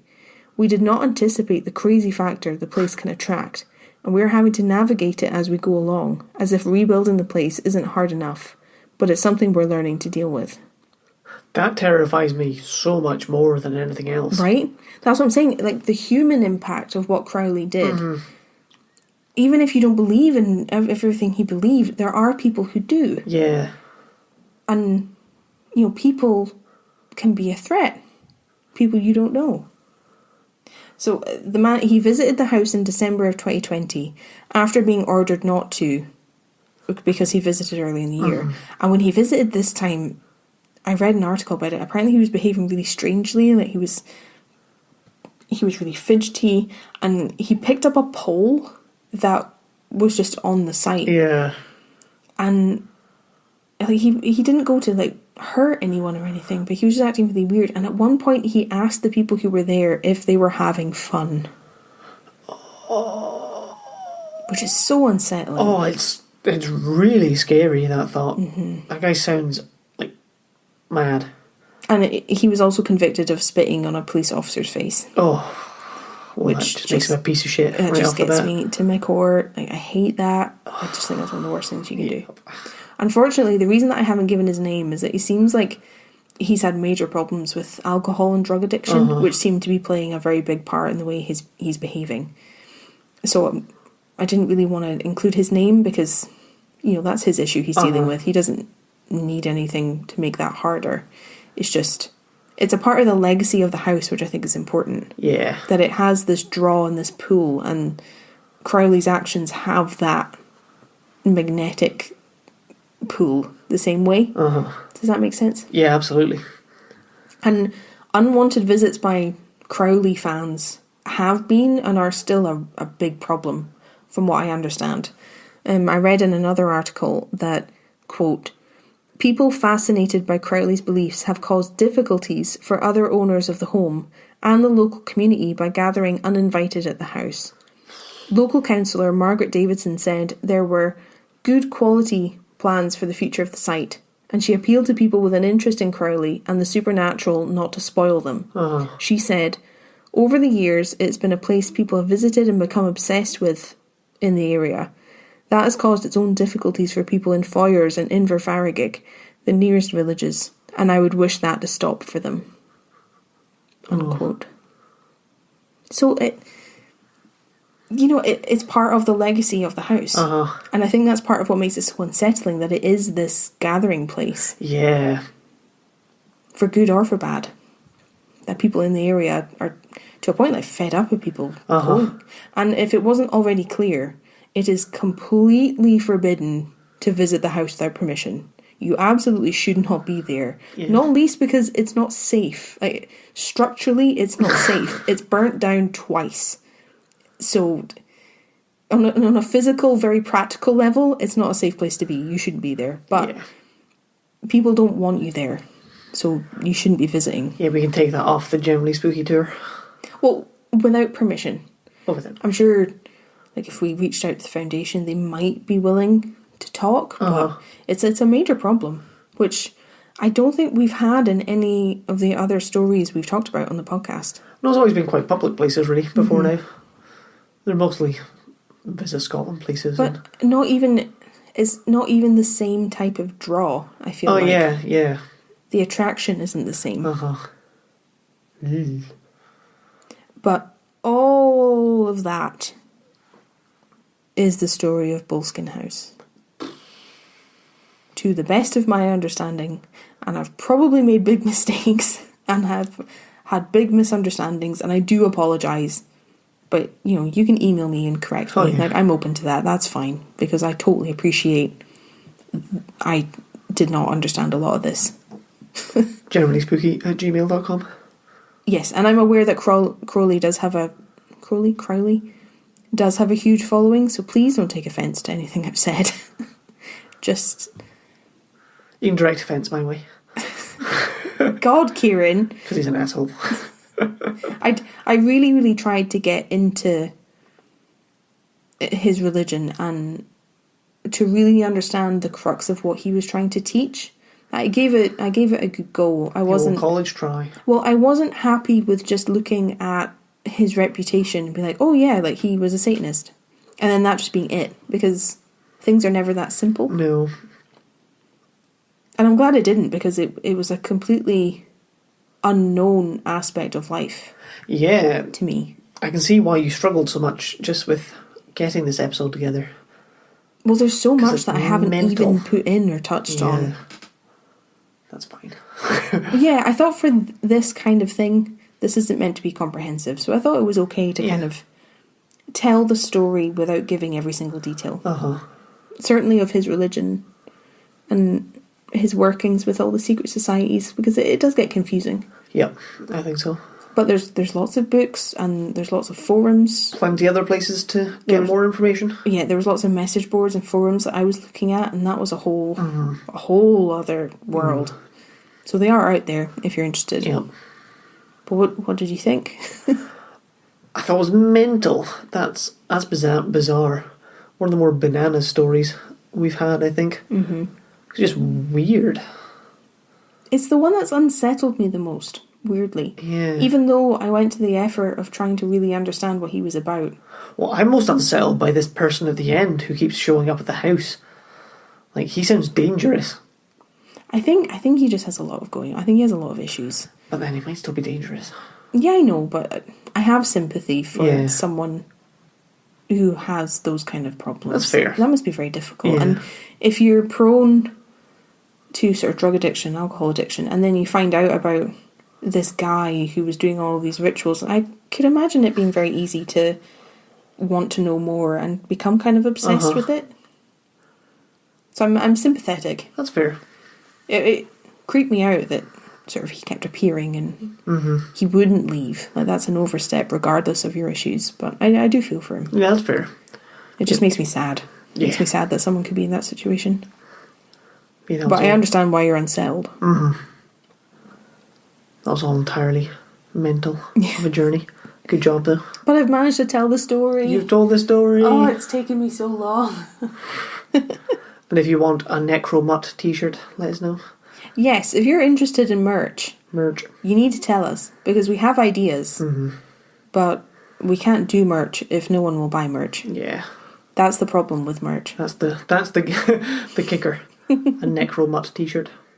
We are also looking for your ghost stories. Yes, we are. I posted on Instagram just last night that we would really like to share your ghost stories. Yeah. On the podcast. We'd like to do episodes where we talk about your encounters with the spooky. That'd be very fun. So you can email them to us at the moment at generallyspooky@gmail.com. Tell us your encounter. No matter how big or how small.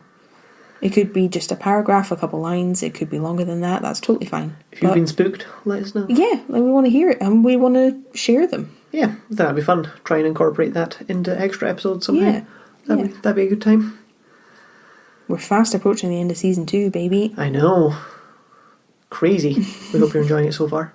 And we really, really hope you have a happy Halloween. Yeah. I hope we've been able to add to the spooky season for you. Do something spooky. Do something fun. Get spooked. We're on social media pretty much everywhere. Yep. So you can share your Halloween plans with us. Yeah, that'd be fun. Or even just your thoughts on this episode, because I'm sure there's going to be a lot of people with a variety of opinions. So yeah, come chat to us on Instagram or Facebook or Twitter. Yep. Or TikTok. We're about. And I'm going to go and take a long nap. Sounds good. Sounds good. I'm going to see if I can remember how to play Stairway to Heaven.